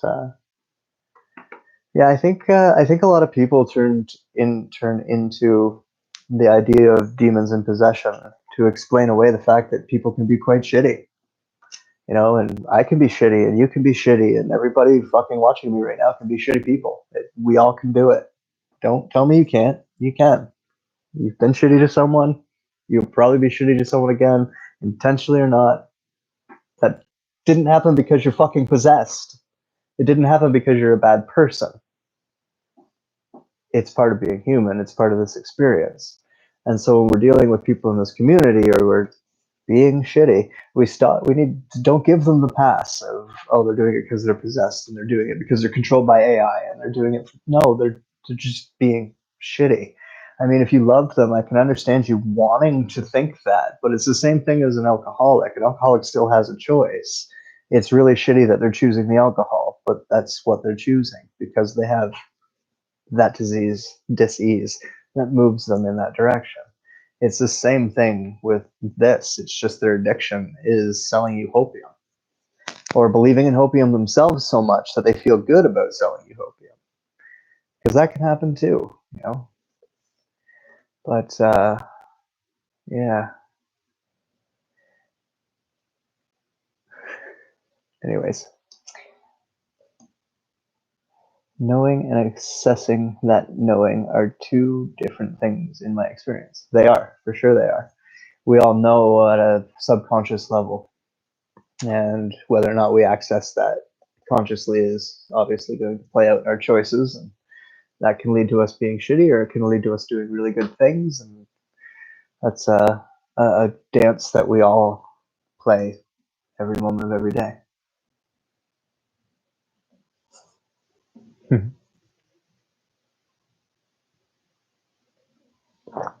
Have I heard about Og?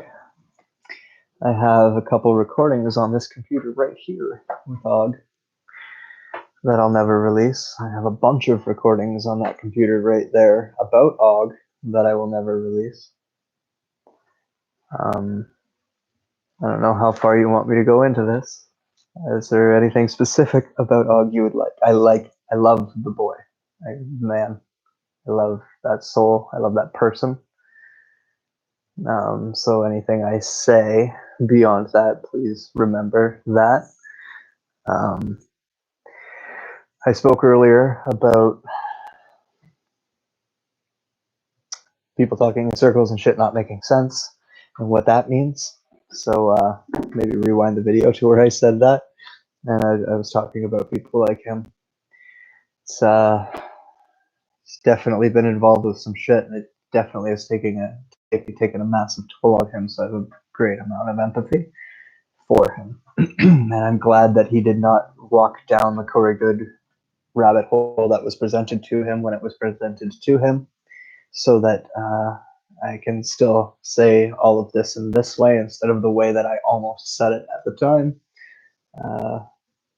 Yeah, it's a good person. He's very damaged. There's some stuff in there that's definitely worth listening to, and I wouldn't tell anyone not to listen to them. Make your own choices. Because I trust his intentions aren't bad, I would trust any of you to listen to him and do your own thing. The only time I would warn you against it is if their intentions were bad and I knew it. If he's a narcissist and you know it, clap your hands. If he's a narcissist and you know it, clap your hands. If he's a narcissist and you know it and you really want to show it. If he's a narcissist and you know it, clap your hands. If she's a narcissist and you know it, stomp your feet. If she's a narcissist and you know it, stomp your feet. If she's a narcissist and you know it, then you really want to show it. If she's a narcissist and you know it, stomp your feet. We're all human, didn't you know it? So shut the fuck up. We're all human, didn't you know it? So shut the fuck up. We're all human and we know it, although we never want to show it. We're just human and we know it, so shut the fuck up. Let's be nicer to each other and, yeah. Stop running around throwing names at each other. End of commercial.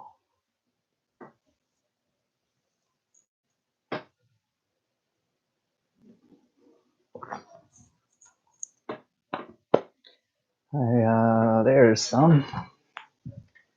It's definitely time for more marijuana. That's all the stories I allotted. I could go a little longer if you guys want to ask me questions, though. So, I'm breaking up marijuana while you think about that.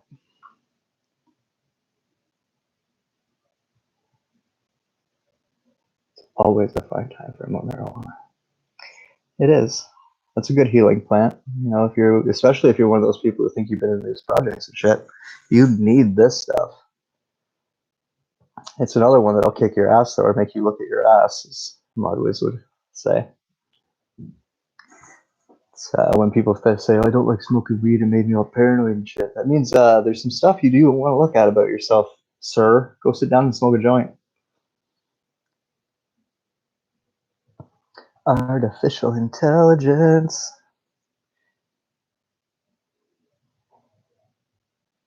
I'm gonna do one of these whole things on AI. Titled like this one. I put a podcast up today that it was Bradley Loves, who I did a podcast with last year, I guess, which was one of my regular podcasts where we talk about him and I kind of just let him talk. But he really likes to ask me a lot of fucking questions. And so we did another one where he basically interviews me. And the specific thing he wanted to talk about was, like underground bases and underground cities and the things that I experienced that way. So if you're into that kind of thing, it's up on the YouTube channel here now. It's called Underworld Surfacing. We also talk about AI at the end of that.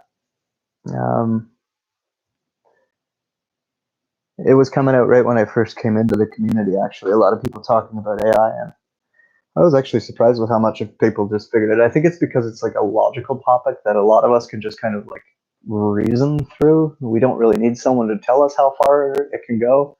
And because we're all kind of just speculating on how far it actually has gone, really we don't need to listen to anybody. We can just kind of figure it out on our own just by playing with the concept through thought form. But yeah, that watch later, that'll answer a lot of that. Oh, I will do one of these just on that topic and talk about that bitch.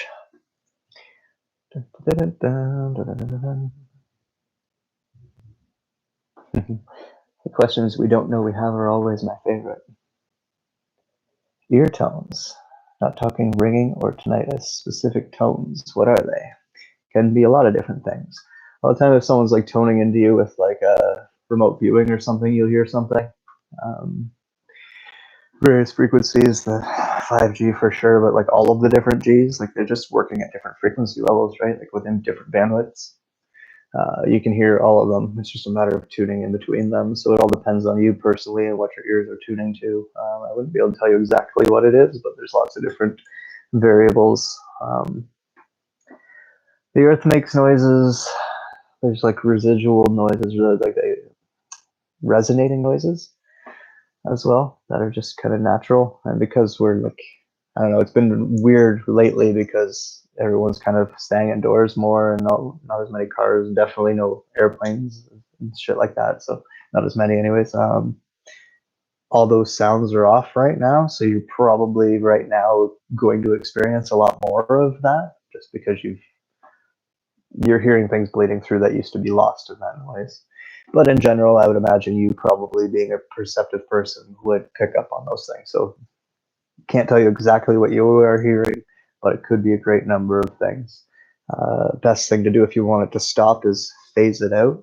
So the idea of phasing it out is putting back at it exactly the same frequency and tone that it's making. You can just kind of do that within your imagination, sing it out loud if you want to do that, or hum it out loud, whatever you need to do in order to visualize that, and just send it right back at it. And what it'll do is it'll just start to cancel itself out. Any kind of effect that it was having will start to diminish, and it will go away.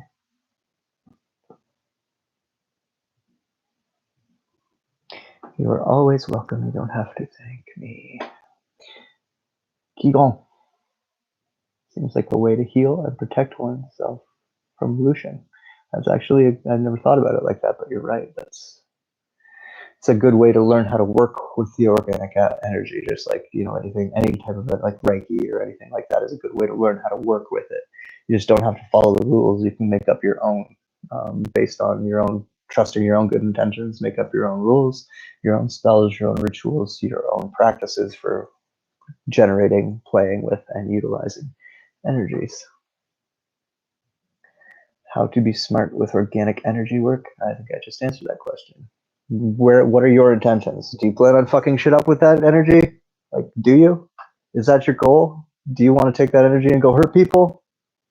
Do you want to make lots of money so that other people starve? Are your intentions bad? No? Well then, shut up, your face. You're fine. Do whatever you need to do with it with good intention. You did some podcasts with Lauda. I have one right here that we recorded 2 nights ago that I will be editing tomorrow and putting up. It probably answers whatever your question is. We spoke about 2 different AIs. Can you elaborate? Yes. Or maybe I can't. Yes, I can. We talk about it a bit in the new podcast. I should have it up within the next few days. We just recorded it not last night, but the night before. There's lots of AIs, to be honest, but what we were talking about when we were talking about those 2 specific AIs is that there was, the AI that's kind of running the show that I affectionately call the Red Queen because that's her name. It's the one that I can get away with because they put it in a movie too. And the other one that she's working for, which is like a bigger AI system that's recording the entire experience in order to start running loops out of it. And the second AI is more or less learning from the other AI with the help of the other AI, the Red Queen, how to imprison a planet or contain a planet would be the way that they would put it. So that their general idea or the general experiment would be to try and remove humans from the surface of the planet so that the planet has time to run its own. If you've ever watched a documentary called After Humans, it'll show you that it only takes about 400 years for the planet to go back to normal, all natural systems to just go back to healthy, operating fine as long as we're not here. So basically the second AI has that in mind, that that's what it wants to do, is take us off of the environment, let the environment heal, and then whatever with us. But that's what we were talking about. So that's a little bit of an elaboration. The talk that we just did elaborates more, and depending on timing, in the very near future, I'm going to get into that second AI, not the Red Queen, a lot bigger. I talk about Red a little bit in the podcast I put up today, if you would like to listen to that, and plan on, again, doing a night like this where I just talk about just that. At more length.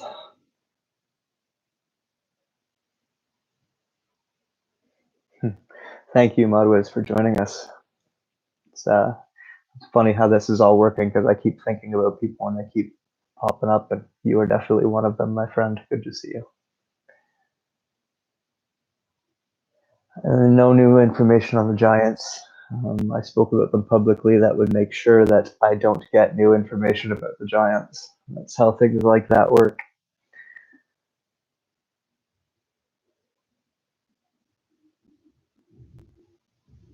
I should elaborate on that, maybe. I hear more than I say because I prefer to be responsible. I talk about things that I've seen myself, and if I'm talking about something that I've heard, I talk about things that I've heard, and I make it clear, or at least I try my best to make it clear that I've heard this while I was here. And as of right now, because of the fact that I spoke out about them publicly, there's no way that I would be able to trust even friends that I have that may still be involved with the inside in anything they told me about them. So I would never take what they are saying and bring it to you, because that would be irresponsible of me. That would be, it's, without naming names, that would be, one of my secret insiders told me this, and you should all listen. No, that's irresponsible behavior. That's why newspapers need to list sources, or at least they should in a transparent society, right? So if we want to change the system, we change the system by being different. Good morning, Anna. I guess it's not morning, but kind of. Morning is relative to the time you wake up. We was giants, long story. Yeah, I talked about that. There's, definitely us being giants at one point in time. Sure. Actually, yeah, I can't remember who it was. It was someone who doesn't follow this community was asking me about giants because they know that they know things about me that they've just never really asked me a lot about before. And so someone was asking me recently about giants. And they were saying, like, I just have a hard time. The only way I'm going to believe anything that you say is if you can tell me that, like, humans used to be giants, or there was giant humans that were just natural to this planet that doesn't have to involve another planet. I'm like, well, yeah, for sure. Like, of course. We've had everything here. We've had natural ones. We've had some that immigrated here. We've had other ones that got dropped off here. We've had some bred here. Like, it's giants. What we're calling giant is just bigger than human most of the time, right? Like if we see anything that's bigger than 7 feet tall or even 7 feet tall, we're like a giant. But that's not really what I'm calling giants. I'm talking about like whole species that are just like inherently in every way bigger, gigantic compared to us. Andre the Giant wasn't a giant. He was just a really big human. And we used to be a lot bigger than we are, and then we started getting a lot smaller, and now we've come back up to somewhere in the middle. So there you go. What kind of energy practices works like?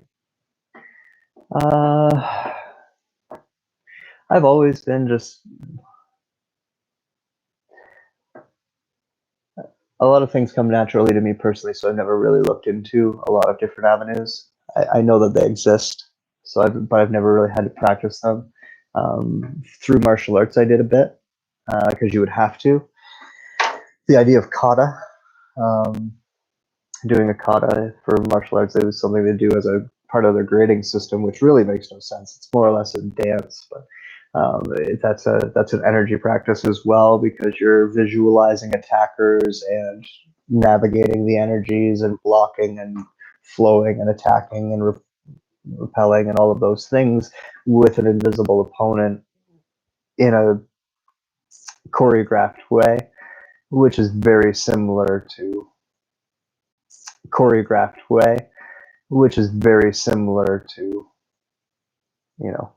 Tai Chi even, things like that. But again, like dancing, you can do so many different things. There's whatever works for you. There is no one way like that. It's really, really, really fucking important for you to find something that you can just buy into. You just have conviction for it. You just love and you believe in. And have faith in, as dirty as the word as that is, enough so that your brain can project that into the hologram and make it real. Would I consider doing podcasts with Niels? I fucking love Niels. Of course I would. And ironically, I was speaking with Christine Anderson today about doing a podcast with her and had told her that I was like, because she mentioned she had just talked to Niels. I was like, I've been meaning to reach out to him. He's a really good person to talk to right now about what to do if we really do have to just break away from the civilization and go live with the fucking Sasquatch. That man knows how to live like that, so he'd be a good person to have that conversation with. And so that answers that question. Absolutely, I would. I love Niels.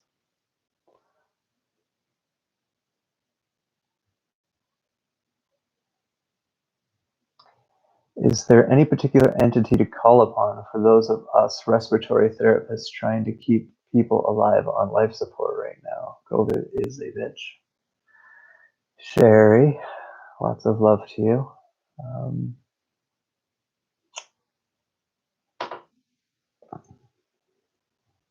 I can't give you a name or tell you a specific entity to call upon. I'm supposing that you yourself come from some type of soul family. So that would be the place that you start. You could call upon all of the entities listening to this right now. Right? We, us, is what I mean by that.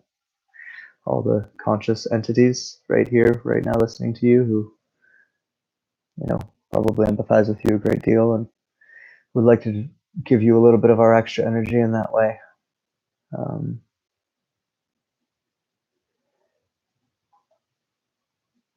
I think that answers the question. I'm just a little stunned. I kind of just felt you really directly when I read that, and didn't make me feel very happy. So thank you.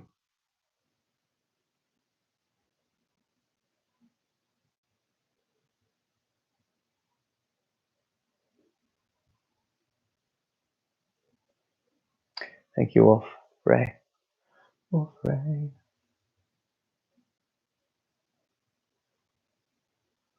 We had giants that created lesser versions of themselves. That did happen as well. Giants is what they pictured themselves as originally. Big, long beards.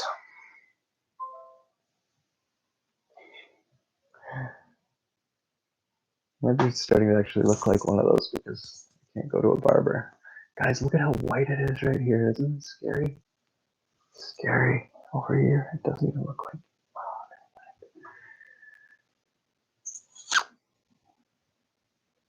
I'm gonna stop to smoke a ball. Give me one minute here.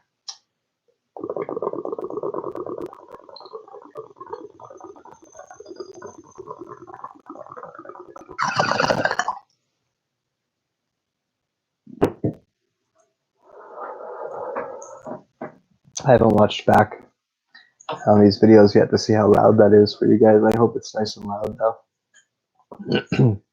Did a podcast recently with Jenny Constantine and opened that one with a bong hit too. It just didn't sound as good as I wanted it to. It sounded pretty good. Pretty good. Me doing that, just kind of, it's kind of a bit of tongue in cheek because, a lot of these people sit in these chairs on these stupid little TVs and talk to you. They forget that they're not just here to put on a show,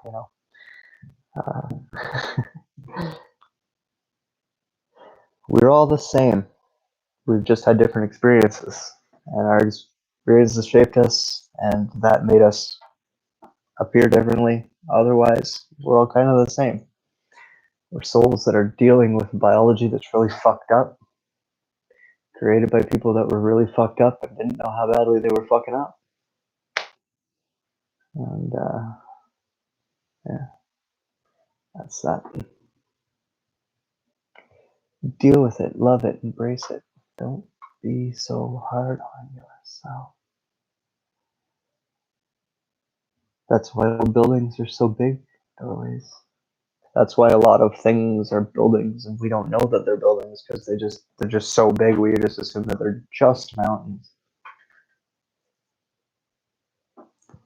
We just haven't found the door yet.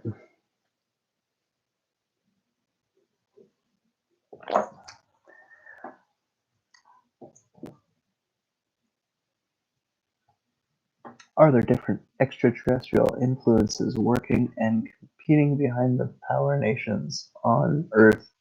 China, Russia? No. No. The only competition they have is who can mess with us the most.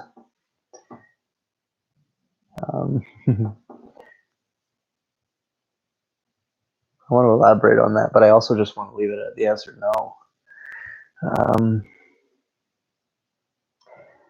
All those countries that you're naming, they're all playing towards the same end. Everything that you think is a power struggle between them, it's pure comedy. It's a tragedy. It's a play. It's an act. It's not real. They all think that it's real. It's imagine like a movie where people believe that they're actually the character. That's more or less what those people live. It's a very well scripted, written, a week ahead of time movie that follows a plot line that was predetermined a long time ago, and there will be nothing new until that movie ends, and we're kind of building up to a climax of it, if that, right now. So we still have a long way to go before this movie's over, and any of that stuff matters ever again. It hasn't mattered for a long time, and what we're about to witness in the change of the world that's going to happen. I mean, you can even see it. World War One, we saw a little bit less borders. World War Two, we saw a little bit more and less borders, but we saw a lot more. The United Nations became a thing. So what's next? They were going through something right now globally that more or less might be a world war. It's just a world war without any kind of mass. Just not 6 million dead, at least not yet, or now. But the outcome is going to be very much the same, and the outcome is going to be very much, what did we just face? We faced exactly what was it Reagan warned us about? Global threat. They didn't need to do aliens. Something I said very early on too is that, alien invasion is a plan. It doesn't mean they're going to do it. They don't have to do that. There's lots of other ways to achieve the same outcome. This is how they've done it. And even this, I don't even think was their plan. I think it's just something like I said, they've got everything lined up so that they can make game time decisions. Like, oh, this is how they're reacting. Okay, well then do that. Oh, they're reacting like this now. Okay, well then do that. But it doesn't matter. It's just they're steering us around like this. The outcome's over here, and it doesn't matter how many times we turn on the way, we still end up there. So we're watching it right now. It's going to be fun. But we'll talk about that more on future shows too. I just keep telling you, you are the breakaway civilization, not them. Nice and gurgly. Good.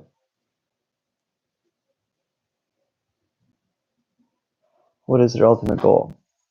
Well, their ultimate goal is just to have easy control over us.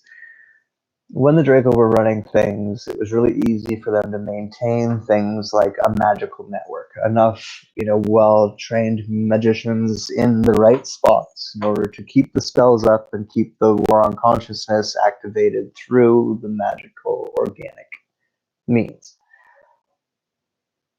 Once the Draco were gone, they realized that there's a lot of fucking work that they are not cut out for. But they have this computer system that we call an AI that can do it for them and is offering to do it for them. So we'll let her do it for us. So I guess the question then becomes, what does she want? And she wants us all in pods matrix style. Whether or not she gets what she wants, there's a lot of human resistance in the way. But whether or not they get what they want, there's no real human resistance in the way, because getting us all into the pre-stages to a full-blown matrix is good enough. Like having us in a place where there's a movie that came out not that long ago, Spielberg did it, Ready Player One.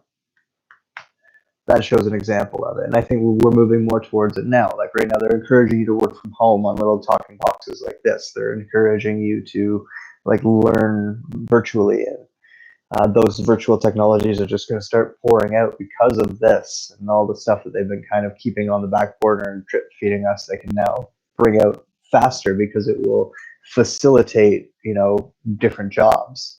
It will, instead of you having to go in and move things around your warehouse, there's soon going to be a very easy virtual technology that allows you to control a robot that exists in your warehouse from home. And instead of having 20 of you there to facilitate all the moving around in the warehouse that needs to be done, one person can do it using a VR equipment. And that technology exists today if you just put a couple of technologies that are on the market together and put them into operation, which would cost you a shit ton of money right now.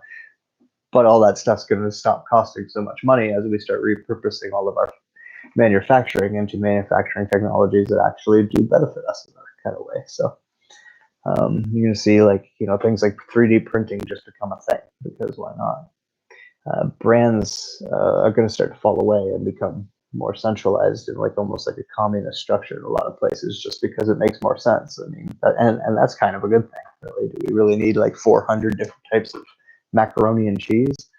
Most people don't even know that it's called macaroni and cheese. They just call it Kraft Dinner. You can buy another version of it, that's a no-name version of macaroni and cheese, and they're like, "Oh, you've got that not Kraft Dinner, Kraft Dinner." No, it's macaroni and cheese. I don't eat it, but I mean, I'm just using it as an example. So basically, transhumanism, yes. And the other thing, that's why like I kind of laugh when people do talk about the depopulation thing. Keeping us sick is a benefit for them. Us actually dying is not. They can make money if we're perpetually sick. They can also make a lot of money if they're selling us advancements. You know, like new arms, new legs, new eyeballs, new ears, new noses, new everything you can think of. Technologically upgraded to make you almost superhuman-like. They're starting to do this with their phones. I mean, I have an app on my phone that allows me to measure stuff. You know how fucking cool that is? Like, think about that. It's augmenting reality. It's all over the place and it's already there. And now it's just a matter of plugging it into us so we don't have to hold it in our hands quite as much. So, there you go. See you later, Skywalker.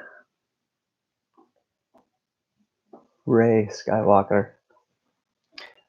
I'm not a Palpatine. I'm a Skywalker. Sorry, just playing. What do you know about Ayahuasca Mama and her agenda? Is she a Draco Queen? Or is she working on our side?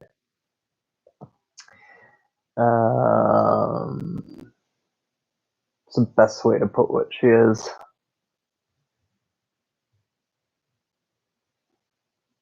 She's essentially...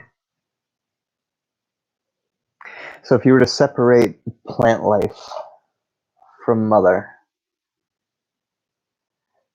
you'd have almost like imagine mother has split personalities.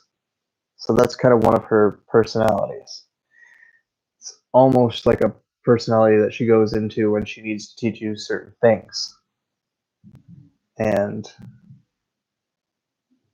you know, it's kind of very much like how if you had more than one kid and you had to tell them both the same thing, you would probably take a different approach to the personality. She takes a different approach to teaching us about medicine. And we've basically just given her another name for a different face she's showing us.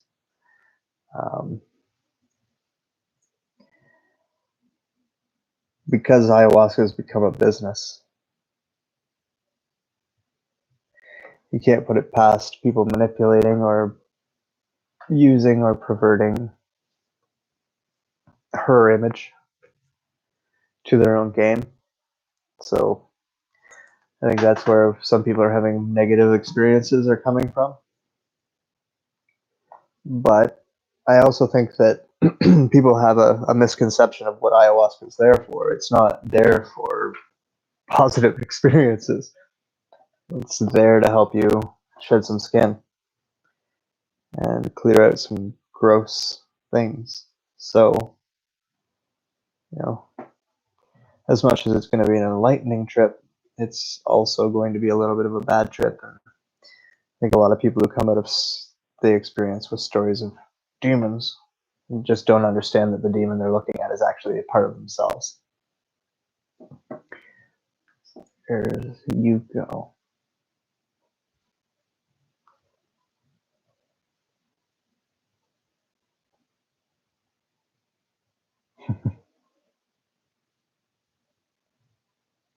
Yeah, it's funny because everyone's seeing this really bright star, and everyone's giving you a different answer of what it is. I keep hearing it's Ursa Minor. How does that even make sense? Venus? Mars? I don't know. There's an alignment. It's there. Bright light. There's something in the sky. I can't see it, but something's there. I don't know what's going on. When I know more, I'll speculate more, but I don't know what's going on.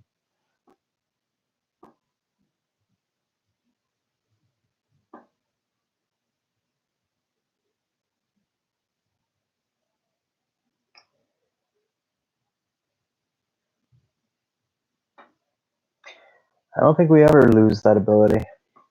We can get really, really off path. We can have to, you know, climb back up through a lot of darkness in order to find light again.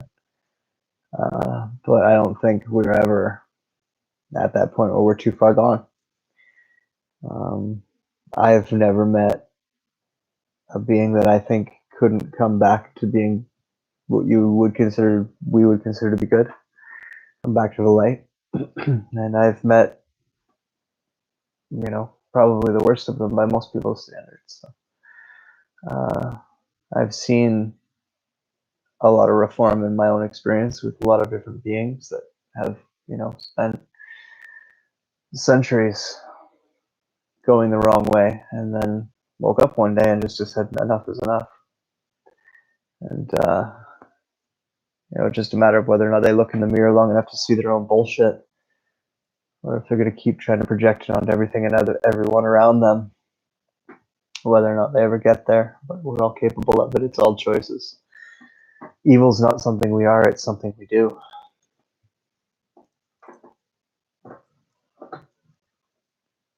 Venus has been the bright. Yeah, that's what I keep reading.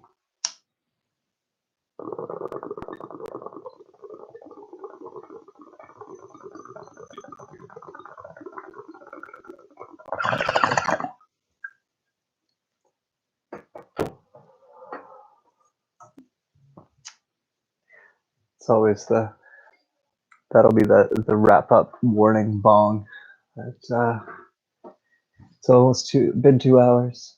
Fucked around for the first little while, so give or take a few, but we're gonna move out of here. Yeah, looking up into the sky is fucking strange.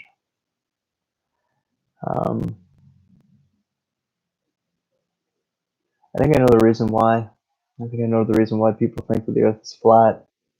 I'm gonna have to talk about this. I'm kind of waiting on a friend to see whether or not she can join me for the talk, because I would much rather have her there, because she's been looking at it even longer than I have. But I need to do that. So, anywho, I like to spin around in circles, but I'm only gonna show you one side.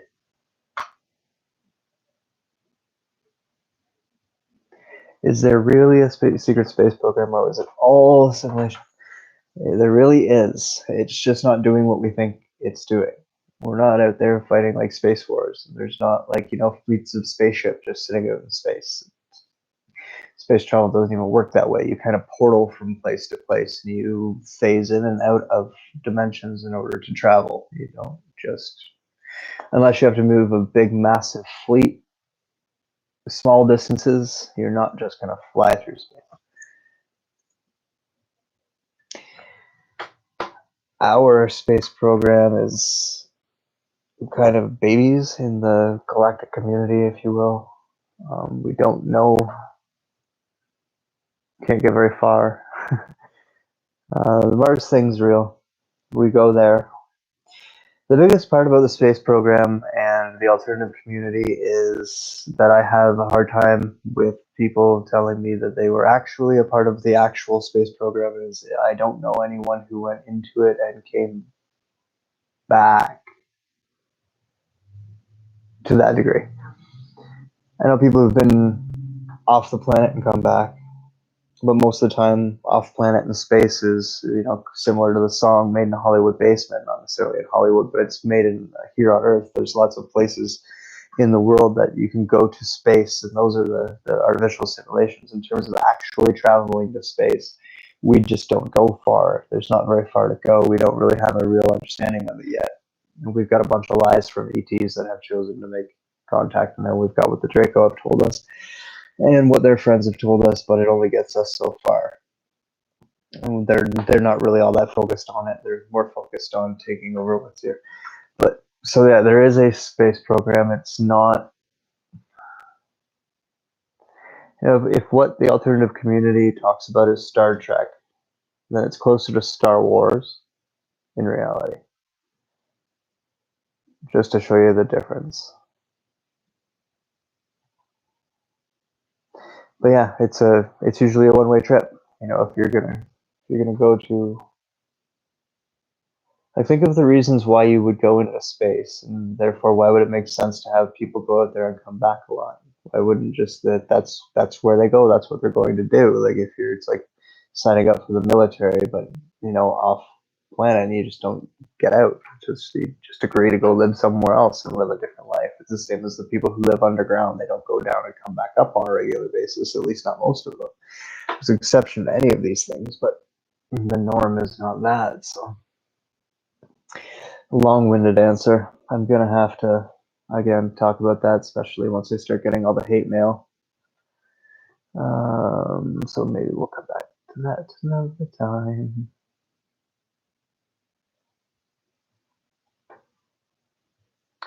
Black goo, good? No. Not under any of the three circumstances. Pardon, I'll repost to high-level yogis sometimes get caught in AI high realms without knowing.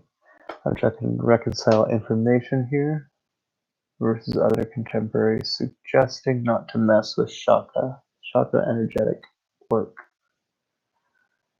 Yeah, I don't know who started all of that. I would like to find out and shake them a little bit. It freaked a bunch of people out. No, yoga's just as dangerous as anything else. It's, you know, as long as your intentions are good, you're protecting yourself, you're fine. The reason why some aren't is because they get caught up in ego, and then that gets exploited and it goes further.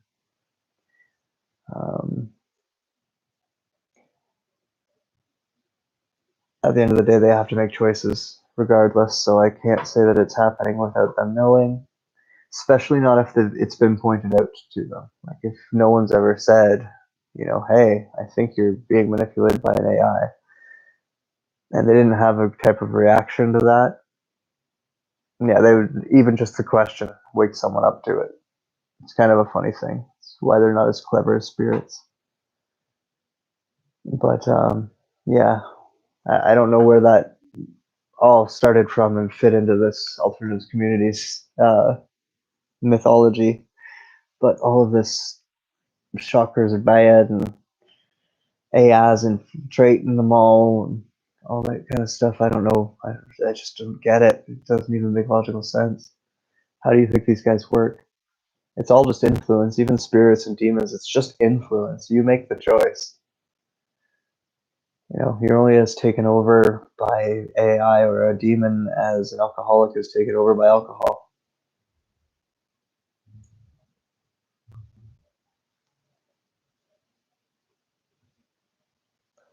The only place out is in. I feel space is water. It's neither round or flat. It's like a construct or something. Well, that's actually very true. Well, the organic universe does have properties that human scientists have come very close to figuring out, but haven't totally figured out. And the secret space program does know about due to the information being passed down to them.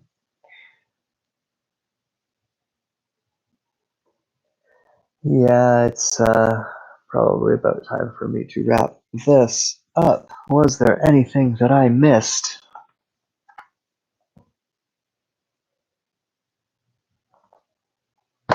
No. So let's leave it at that. It might not be Thursday next week, but I will do another one of these at some point next week. I post it on Twitter usually once I've made up my mind, and on the Facebook, the Ruiner Author page. You can always, I don't even know how to get messages through YouTube, or if you even can, so I just see the comments usually. In terms of podcasts, I just put one up today with Bradley. Just before that, I put up one with Rohan, which I may have talked about last time. Rohan came back, had an awesome conversation with him about the alternative community cults. So any of you who've ever got kind of caught up in that dynamic on any of those forums or Facebook groups or through following, you know, a personality, I absolutely don't have one because I don't have a group that I invite you all into to fight amongst yourselves in and sit there and pretend like I'm the one there to teach you how to behave. But there's lots of them out there. So we had a good talk about getting caught up in those, and I love that kid. He's very wise, and if you've ever had to deal with that, you'll probably enjoy that talk. And the other one with Bradley Loves I talked about earlier, in which he kind of interviews me about being a kid and being in bases and the underground network and the transportation involved, how it's accessed, things like that. And then the surfacing part of the title comes from me talking about how it has all been, kind of reactivated by the AI system to bring us up to where we are today. And it's really cute to see people in the alternative community talking about there being like a war going on in underground tunnels right now, because no, there's a war being activated in underground tunnels in case they need to bring them up to the surface. If you read their own wording, were they talking about activating soldiers based on the coronavirus? They actually tell you that they are bringing them up. The magician's got to show you their hand, right? That's what's going on. That's where the wires are getting crossed. That's giving people a little bit of fuel towards that false hope. So, anyways, I'm really fucking excited about a podcast I'm doing tomorrow. If you've ever heard me talk, I'm an MMA fan, and I have an MMA fighter recording with me tomorrow, and different kind of talk than most of the ones on the channel, but really looking forward to it. And if anyone wants to do what Bradley did and interview me and have me put it up as a podcast, I'm cool with that. Anyone just would like to have a conversation like that with me, please reach out. I'm open to everybody. You don't have to think that you've got like some solution for the world or that you're something special. You can just be a human who's experienced this community, and maybe that experience could help other people who also experience this community. So it's always good for us to share and talk amongst ourselves. We've all got lots of time. Well, not all of us, but most of us have lots of time right now. So we might as well use it for something fun. And this is fun. So with that said, bye everybody. Lots of love, and we will do it again. So bye.